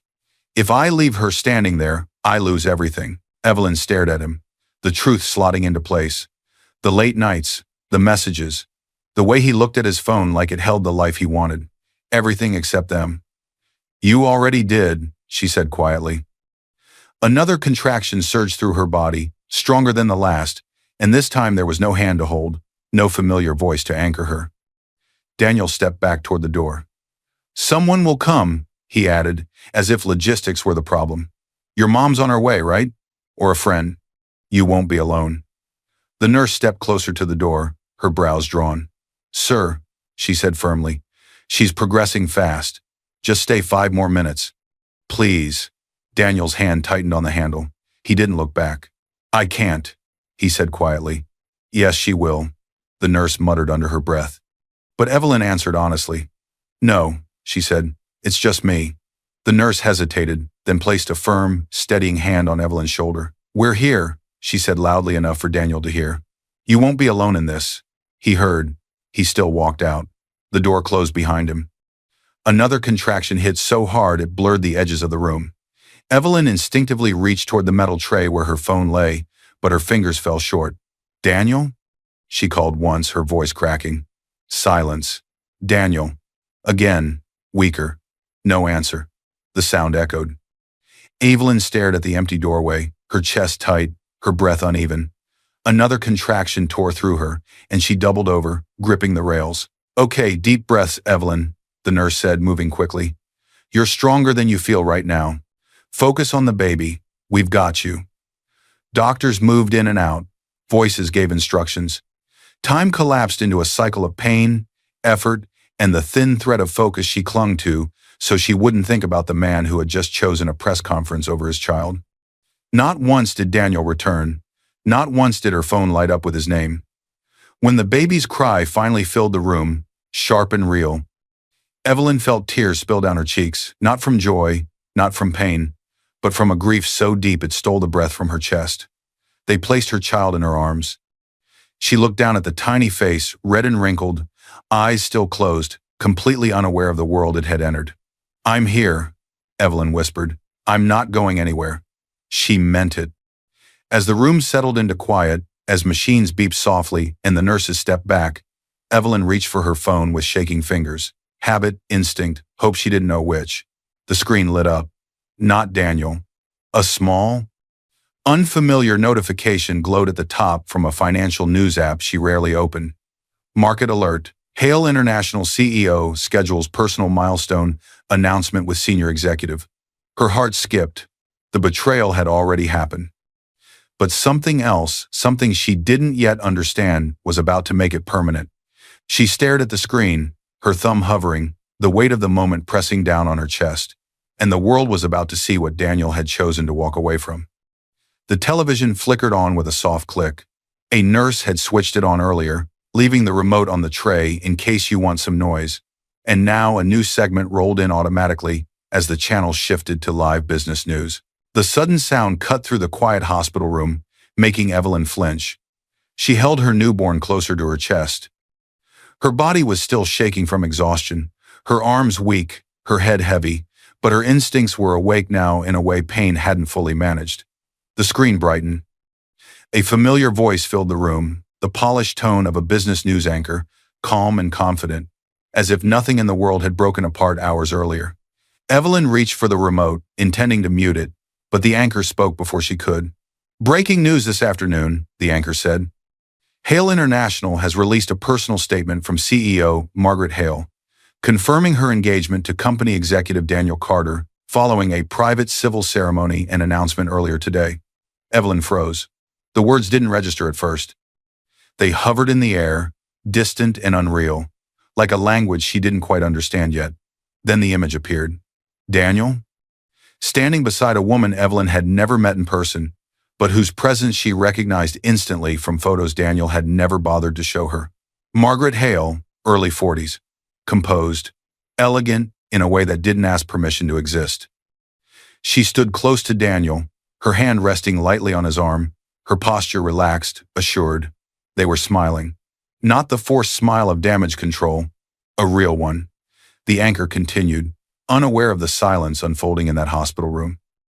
Carter, who has worked closely with Hale on the firm's recent strategic expansion plans, is described in the company's statement as a long-standing, trusted partner, both professionally and personally. The announcement comes as markets react positively to news of a major incoming infrastructure investor, details of which remain under confidentiality. The words long-standing and personally echoed in Evelyn's mind. She looked down at her baby. So small, so warm, completely unaware that the world had already shifted beneath its feet. Evelyn waited for tears. They didn't come. Her body was too tired, her heart too quiet. She reached out and turned the television off. The screen went black. The room fell silent again, but it was a different kind of silence now. Heavy, permanent. Evelyn leaned back against the pillows, staring at the wall while her child slept against her chest. Every moment of the past months replayed itself with new clarity. Daniel's distance. His phone always face down. His hesitation when she spoke about the baby. The way he had looked relieved, not conflicted, when he walked out of the delivery room. It wasn't sudden. It had been building. Margaret Hale wasn't just another woman. She was status. A shortcut. A door Daniel believed he had finally earned the right to open. Evelyn understood that instantly. She didn't feel rage. She felt something colder. Clarity. She adjusted her grip on her child, her fingers brushing over the tiny blanket. Her breathing slowed, her thoughts sharpened. A memory surfaced, her mother's voice, steady and unshaken. Some people mistake proximity to power for ownership. Evelyn closed her eyes. Daniel had chased what he could see. Margaret had offered him a future that looked impressive. Neither of them had ever asked what Evelyn carried quietly.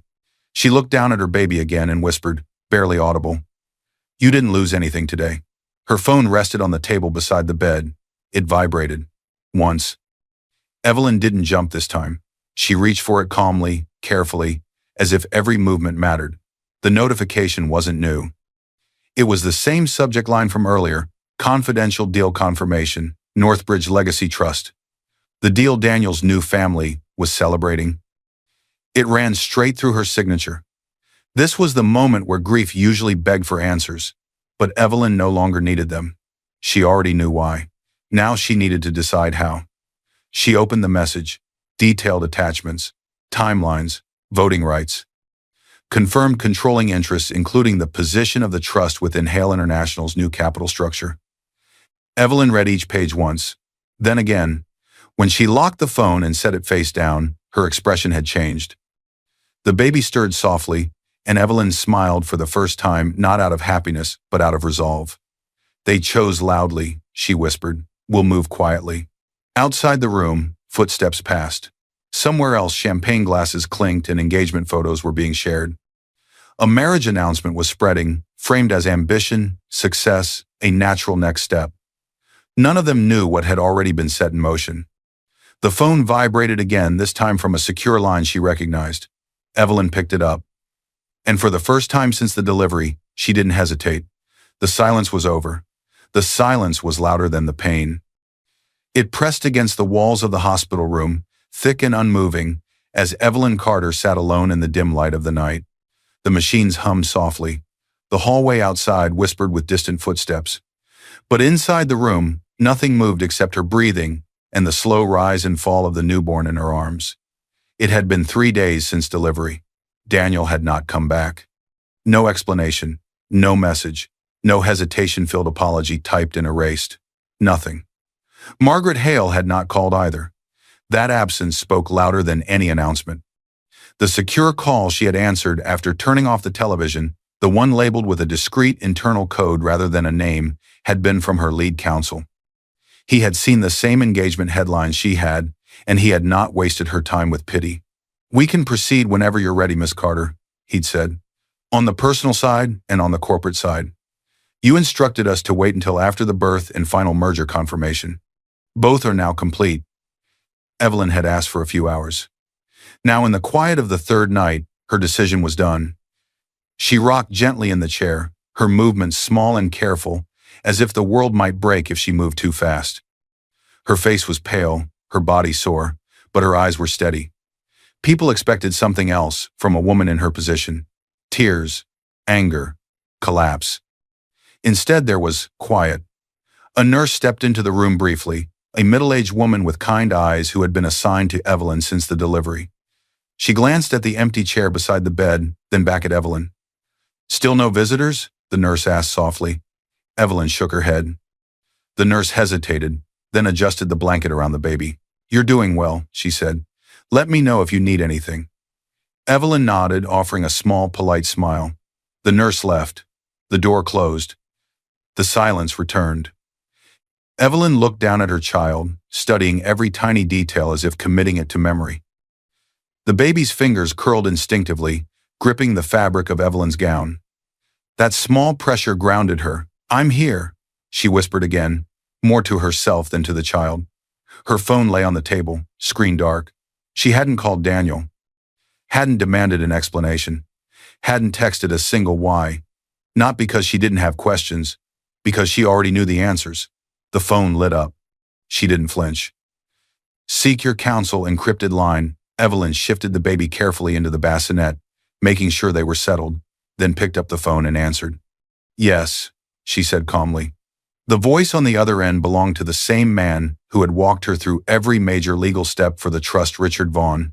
Late 50s, steady, loyal to structure, not emotion. "We've prepared what you asked for," he said. "I wanted verbal confirmation before we file." Evelyn watched her child's tiny chest rise and fall. "Proceed with the divorce petition," she said. Full separation. No mediation. No joint statements. Keep it clean and factual. There was a short pause. Understood, Richard replied. We'll file under irretrievable breakdown. No reference to today's headlines unless court required. That's fine, Evelyn said. I'm not interested in spectacle. Richard's tone remained neutral. And regarding Hale International and the merger? Evelyn's gaze drifted to the window, where the night pressed its reflection back at her. Somewhere beyond the glass, Daniel was building a life that looked impressive from the outside. Somewhere else, Margaret Hale was confident she had chosen correctly. We move forward, Evelyn said. Initiate a formal governance review. Use the existing compliance concerns about executive conduct as the starting point, not the engagement. I want everything documented before we approach the board. As you asked months ago, Laura has already flagged preliminary issues, Richard said. She'll compile a full report. Laura Chen, independent corporate compliance specialist. Quiet, methodical. Hired months ago when Evelyn first noticed something off in Daniel's behavior and realized that, unfortunately, his personal choices might intersect with an asset she was responsible for protecting. Good, Evelyn said. Coordinate with Marcus. Marcus Reed, private investigator. Tasked long before the affair went public with tracing patterns around Hale's leadership decisions, travel, and unreported relationships. Not to destroy Daniel, to protect the trust.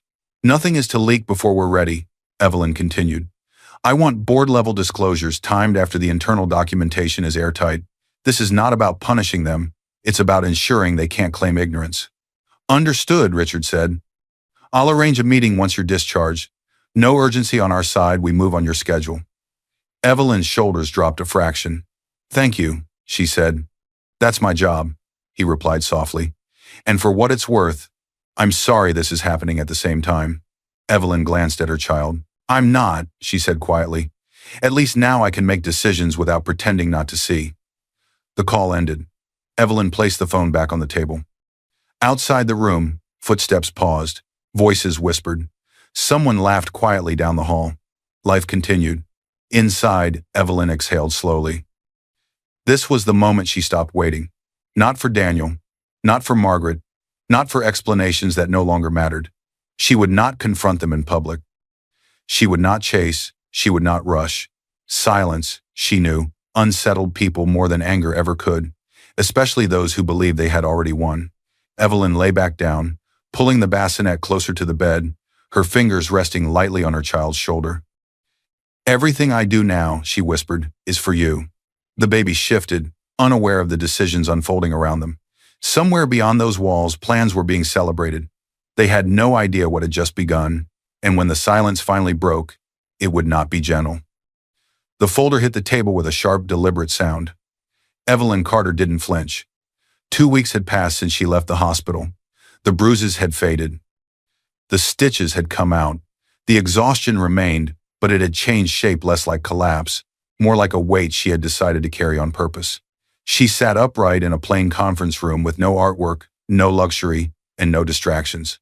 A space in one of the Trust's administrative buildings that most people walk past without noticing. On the edge of the table sat a small baby monitor, its tiny green light glowing steadily. In the adjacent office, Evelyn's aunt sat with the baby asleep in a portable cot. The monitor turned up just enough for Evelyn to hear if anything changed. Across from her sat 3 people who had known her long before Daniel ever did. The first was Richard Vaughn, her lead attorney, late 50s, calm voice. The kind of man who never rushed because he never needed to. His job, protect the trust, protect Evelyn, and ensure every move she made stood on unbreakable legal ground.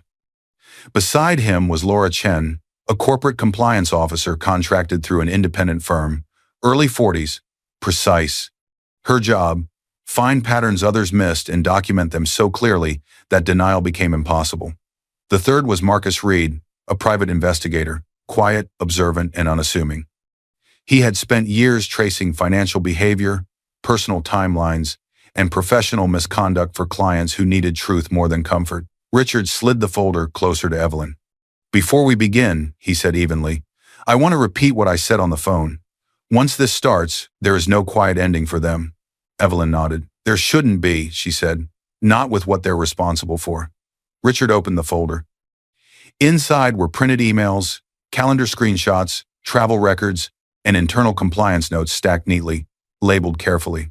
Laura spoke first. Daniel Carter violated conflict of interest and disclosure policies, she said, her tone factual. His personal relationship with Margaret Hale predates their formal declaration to Hale International's board by at least 6 months. Evelyn's expression didn't change, Laura continued, pointing to a document. These emails show private meetings outside approved channels. These calendar logs confirm overlapping trips booked under separate pretexts. And these internal messages, she tapped another page, come from staff members who were asked to rearrange meetings and conceal changes in Margaret's schedule. Marcus leaned forward, slightly. We also confirm that Daniel began receiving informal access to information about promotion decisions shortly after the relationship appears to have started. Not illegal on its own, but when paired with undisclosed involvement in strategy sessions, it's a pattern, Laura nodded.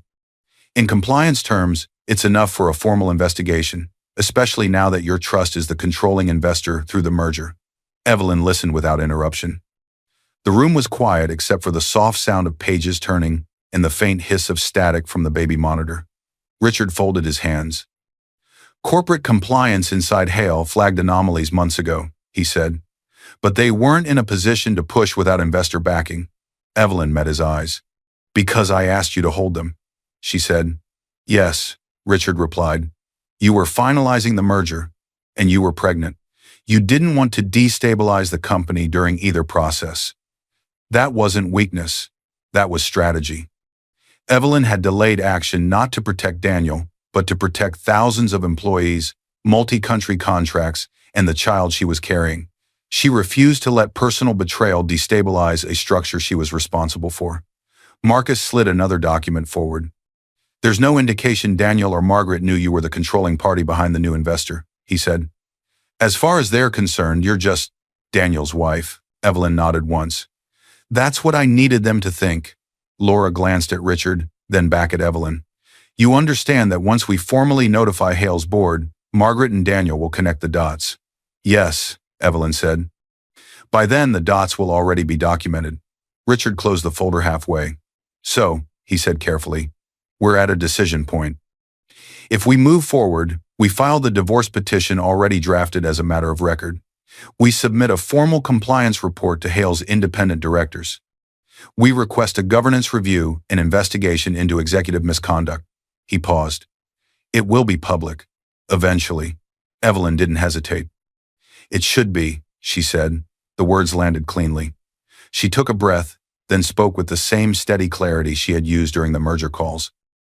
File the divorce petition today, she said. Serve Daniel at his registered address, not his office. No joint PR, no negotiated statements. I'm not interested in optics. Richard made a note. Submit the compliance report, she continued. Full documentation, including evidence that internal staff raised concerns and were ignored. Laura nodded once, already thinking through the structure. And inform Hale's independent directors, Evelyn said. Not Margaret, not Daniel. The board first. Let them decide how to handle their executives, knowing exactly who is now watching. Silence. Followed not uncertainty, but respect. These were the people who never left. They had stayed when Evelyn chose quiet over spectacle, when she married without announcement, when she lived smaller than she needed to. They understood something Daniel never did. Power didn't vanish when unused. It waited. Richard closed the folder completely. There is one more thing, he said. He slid his phone across the table. Someone asked to speak with you, he added. The screen lit up. Former board member, Hale until Evelyn accepted. The voice on the other end was older, weathered by decades of decision-making. I heard you're behind the new capital, he said simply. Yes, Evelyn replied. A pause. They always underestimate the quiet ones, he said. They confuse restraint with weakness. Evelyn looked down at the table. They made their choices, she said. I'm just making mine. Yes, he said. And you're doing it the right way, through process, not chaos. The call ended. Evelyn exhaled slowly. She gathered the documents, sliding them back into the folder with care. Every piece of evidence had been earned. Every step justified. There would be no gaps. No rushed decisions. No emotional missteps for anyone to exploit. She stood. Richard looked up. Timing on the board disclosure? Evelyn paused at the door. Not yet, she said. File what needs to be filed, serve what needs to be served, then give them a little time. Time for what? Marcus asked quietly. For them to get comfortable, she said. It's easier to see who people really are when they think the worst is already behind them. She left the room without looking back. Outside, the air felt different, lighter, sharper. She checked the baby monitor. Still quiet, still safe. Evelyn walked forward, her steps unhurried, her mind already several moves ahead. Somewhere else, Daniel was planning a future he believed was secure. Margaret Hale was confident she had chosen well. Neither of them knew that every document they feared already existed. And when the moment came, it would arrive not with anger, but with undeniable truth. The room shifted the moment the agenda changed. Daniel Carter felt it before anyone said a word. He sat upright at the long boardroom table, shoulders squared, confidence carefully arranged on his face. Margaret Hale sat beside him, calm and composed, her presence radiating authority. This was her territory. Glass walls, polished floors. People who stood when she entered and waited when she spoke. Daniel believed he belonged there now. The chairperson cleared his throat. We'll be rearranging today's agenda, he said. There's a compliance item that needs to come first. That wasn't unusual. But the way he avoided Daniel's eyes was, a guest stood from the far end of the table, Laura Chen. Daniel recognized her vaguely as external compliance. One of the people who handled the boring audits and regulatory reports he never had time to fully read. She placed a small remote on the table and turned toward the screen. Daniel leaned back slightly, relaxed. Margaret crossed her legs, unbothered. The screen lit up. Dates appeared first, then timelines, then names. Daniel's name. Emails followed subject lines, timestamps, meeting notes.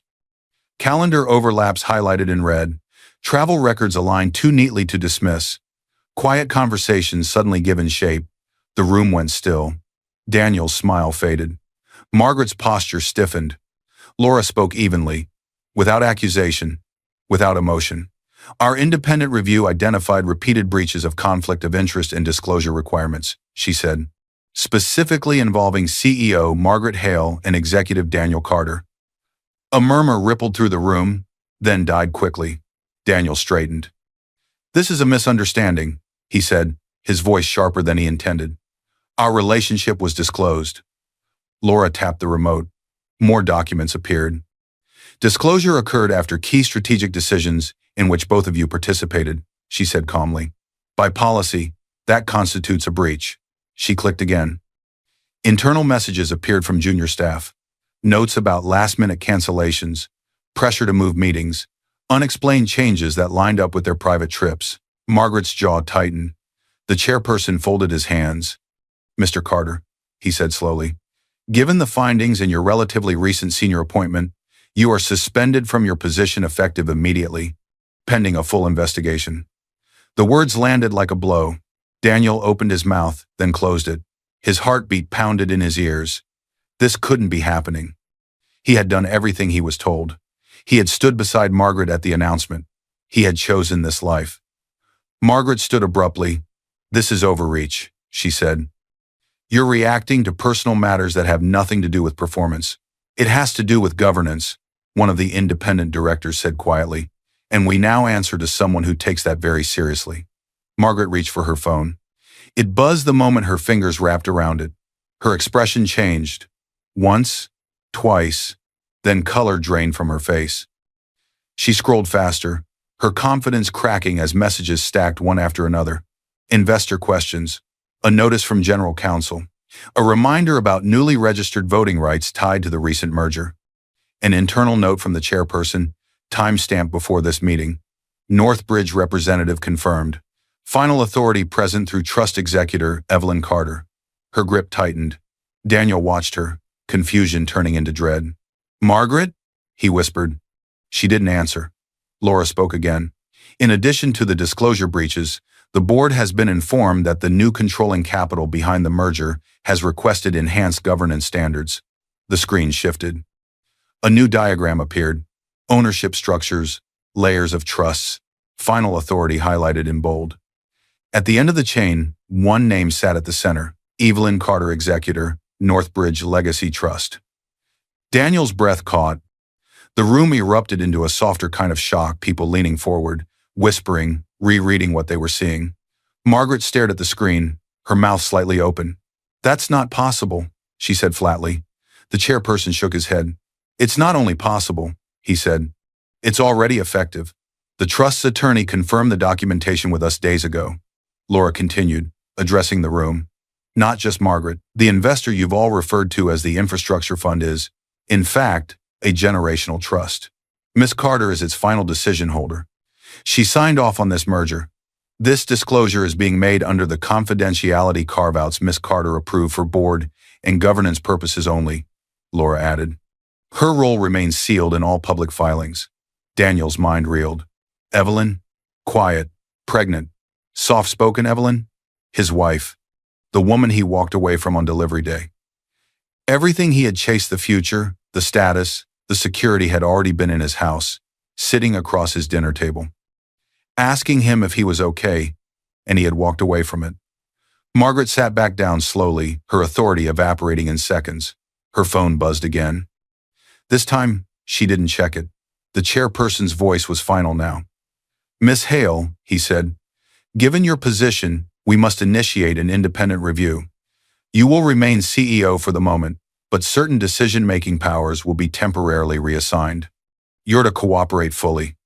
Margaret's hand shook. Daniel felt exposed, small, naked in a room that suddenly felt too bright. The chairperson glanced at him. "Mr. Carter, security will escort you to collect your belongings.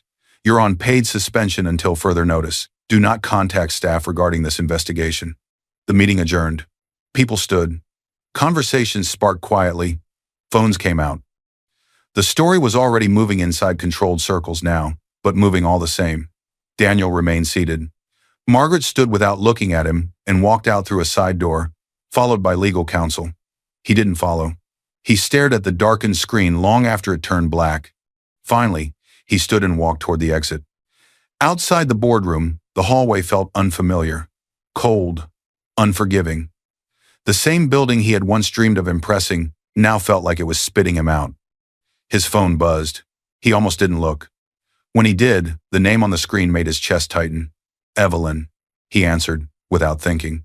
His voice came out rough. "Was it real?" he asked. "All of it? Us?"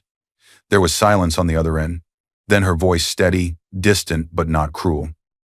"Everything that mattered was real," Evelyn said. "The problem is what mattered to you." He closed his eyes. "I need to see you," he said. There was another pause. "We'll talk," Evelyn replied. The call ended. Daniel stood there, phone pressed to his ear, realizing too late that the question he should have asked years ago, who she really was, had finally been answered. And now, he would have to face the only person who truly knew what he had lost. Daniel Carter nearly ran into the security barrier before he realized where he was. The sharp voice of a guard snapped him back into his body. "Sir, you need clearance to go past that line." He stopped short, chest heaving, tie loosened, jacket hanging open like he had forgotten how to wear it. The building lobby was quiet, muted, discreet, the kind of place no one walked into by accident. Behind the glass doors of a private meeting room stood Evelyn. She was holding their child. For a split second, panic surged through him, not fear of losing anything material, but fear of facing the only person who had ever loved him when he had little to offer but himself. "Let him through," Evelyn said calmly. The guard glanced at her, checked his tablet, then tapped a button. The barrier unlocked with a soft click. Daniel walked in slowly, every step heavier than the last. He didn't rush her. He didn't raise his voice. Whatever confidence had once filled his posture was gone. What remained was exhaustion, the kind that comes after pretending for too long. Evelyn stood near the window, her back straight, her expression unreadable. She looked slimmer than the last time he'd seen her, the physical traces of pregnancy already fading, but something else about her had solidified. Not colder, clearer. Daniel stopped a few feet away. For the first time since the boardroom, there were no witnesses who mattered. "Was it all real?" he asked. The question slipped out of him raw and unguarded. Not accusing, not defensive, just tired. Evelyn didn't answer right away. She adjusted the baby in her arms, waiting until the child settled. Only then did she look up at Daniel. Her eyes weren't cold. They weren't warm either. They were clear. "Everything except what you thought mattered," she said. The words landed gently and crushed him anyway. Daniel swallowed hard. His throat burned. "You never told me," he said, "about any of this, the trust, Hale, the merger." Evelyn tilted her head slightly. "You never asked," she said. He opened his mouth to argue, then stopped. He replayed the years in his mind, the times she'd changed the subject gently, when conversations veered near her work. The NDA references, the "it's boring legal stuff" answers he had never pressed against. He saw himself choosing not to notice the quality of the documents she kept locked away, the occasional late-night calls from numbers labeled only oversight. He had mistaken quiet for emptiness. Evelyn reached into her bag and pulled out a thin envelope. She held it out to him. Daniel stared at it without taking it. "Divorce petition," she said evenly. "Filed last week. You've already been served at your registered address. This is a copy." He took the envelope with shaking hands. "You planned this," he whispered. Evelyn didn't deny it. "I prepared for it," she said. "There's a difference." There was no anger in her voice. No satisfaction, just truth. Daniel laughed once, broken and breathless. "I thought I was choosing power," he said. "I thought if I stood beside Margaret, I'd finally be someone." Evelyn looked down at their child, then back at him. "You chose proximity to power," she said calmly. "You never checked who actually held it. That hurt more than any accusation could have." Daniel lowered himself into a chair, suddenly unable to stand. His shoulders sagged as the full weight of it pressed down on him. He had been suspended. His inbox was full of legal notices, not congratulations. Margaret hadn't returned his last few calls. And now, sitting in this quiet room, he realized what hurt the most. He had lost the only person who loved him when he had nothing but potential and good intentions. "I didn't leave because of you," he said softly. "I left because I was afraid of staying small. I thought you were safe, like you'd always be there." And she was. He trailed off, searching for words. "Visible?" Evelyn offered. "Loud?" He nodded. "I thought if I chose her," he said, "I'd finally be standing where things mattered." Evelyn nodded once. "I know." That was it. No lecture, no rage, no attempt to make him feel worse than he already did. That restraint broke him. Daniel looked up at her, eyes wet. "Is there any chance?" "No," Evelyn said gently. "Not harsh, not cruel. Final." The baby stirred in her arms. Evelyn shifted slightly, instinctively protective, her entire body aligned toward the future rather than the past. Security cleared his throat from the doorway, a subtle reminder that the meeting had a time slot and he was still on a visitor pass. Daniel stood slowly. He held the envelope tighter, as if it might dissolve if he loosened his grip. "I never really saw you," he said quietly. Evelyn met his gaze one last time. "That doesn't make you evil," she said. "It just makes you late." Daniel nodded. There was nothing left to say. He turned and walked toward the exit, each step echoing in the quiet room. At the door he paused, hoping against reason that she might call his name. She didn't. The door closed. Evelyn exhaled slowly and leaned back against the window. The city lights reflected faintly in the glass, but she wasn't looking at them. She looked down at her child. Her hands were steady. Her heart was quiet. For the first time since the hospital, she wasn't reacting to loss. She was standing inside choice. Outside, Daniel disappeared down the hallway, carrying consequences he could no longer outrun. Inside, Evelyn remained still, composed, unfinished. The question now was no longer about him. It was about what came after. And whether peace would feel as heavy as victory. The pen slipped from Evelyn Carter's fingers and hit the table with a soft click. For a moment, the sound echoed louder than it should have, as if the room itself needed to hear it. Her chest tightened, not with fear, but with the sudden realization that there was nothing left to sign, nothing left to authorize, nothing left pending. It was over. Across from her sat Richard Vaughn, calm as ever, reading through the final page once more. He had been with her through every stage, quiet instructions, careful timing, controlled disclosures. His role was nearly complete now. "The court has granted the dissolution," he said evenly. "It's finalized. No appeals pending. Custody and support follow the agreement we drafted." Evelyn nodded. No smile, no dramatic sigh of relief, just acceptance. Richard slid the folder toward her. "If you need anything further, you know how to reach me," he said. "I know," she replied softly. He hesitated. Hale International has accepted the governance reforms. Margaret has stepped back as CEO officially for health reasons. The board appointed an interim leader from outside her inner circle. Daniel's suspension converted to termination with severance. They're positioning it as restructuring. Evelyn listened quietly. "You didn't ask us to push for more," Richard added. "Some people would have." "I asked you to protect the trust," she said, "not to destroy the company. Too many people work there who did nothing wrong." Richard nodded once, a flicker of respect in his eyes. "Then we've done what we needed to do." He stood, nodded again, and left the room without ceremony. The door closed. Silence followed, but this time, it felt different.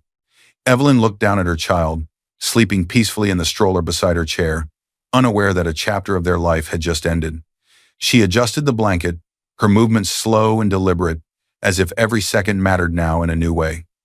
Time had passed since the boardroom confrontation. Weeks had folded quietly into each other. Headlines had come and gone. Articles about leadership transitions at Hale International had briefly trended and then been replaced by newer stories. Daniel's name faded from press releases.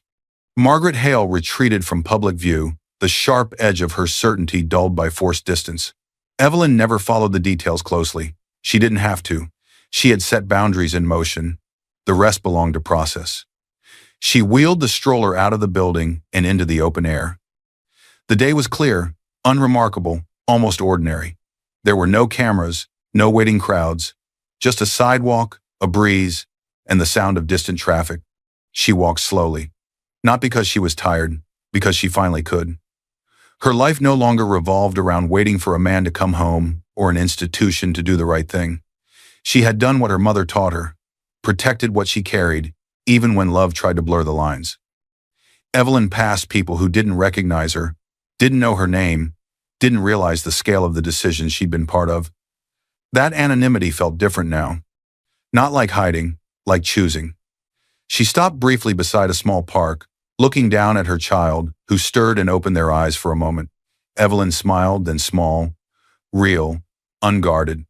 "We're going to be okay," she whispered, "not because of what I control, because of what I refuse to repeat." Later that evening, back in her home, Evelyn stood in front of a closed door. It was the door to the room that had once been theirs. The bed had been stripped. The wardrobe was half empty. A few of Daniel's forgotten things sat in a box by the wall, waiting for a courier service to collect them. She rested her hand on the handle, but didn't open it right away. Instead, she closed her eyes. She thought of her mother, of the long table, of that quiet warning that had shaped everything.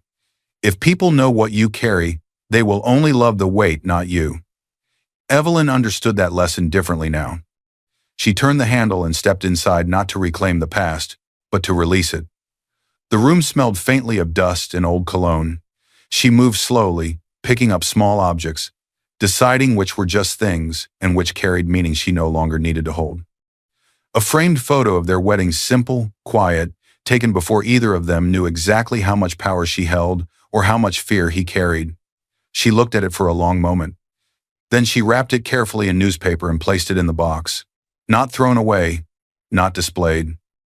Put away where it belonged in the past, documented but no longer directing the future. The door closed behind her. Light from the window framed her face, calm and steady, no longer bracing for loss or betrayal. Just breathing, just standing in the life she had chosen to protect. There was no celebration, no applause, just peace. And somewhere in that stillness, a truth settled gently into place. Some people lose everything, chasing power they can be seen standing next to. Others gain everything by knowing when to walk away from those who never bothered to see them at all. Evelyn looked down at her child one last time before turning off the light. Tomorrow would come, and this time, it would be built on her terms. The story didn't end with revenge. It ended with freedom. I hope you enjoyed watching this story as much as I did creating it and telling it. If it spoke to you, like, share, and drop a comment about the lessons you've taken from Evelyn's journey and Daniel's choices.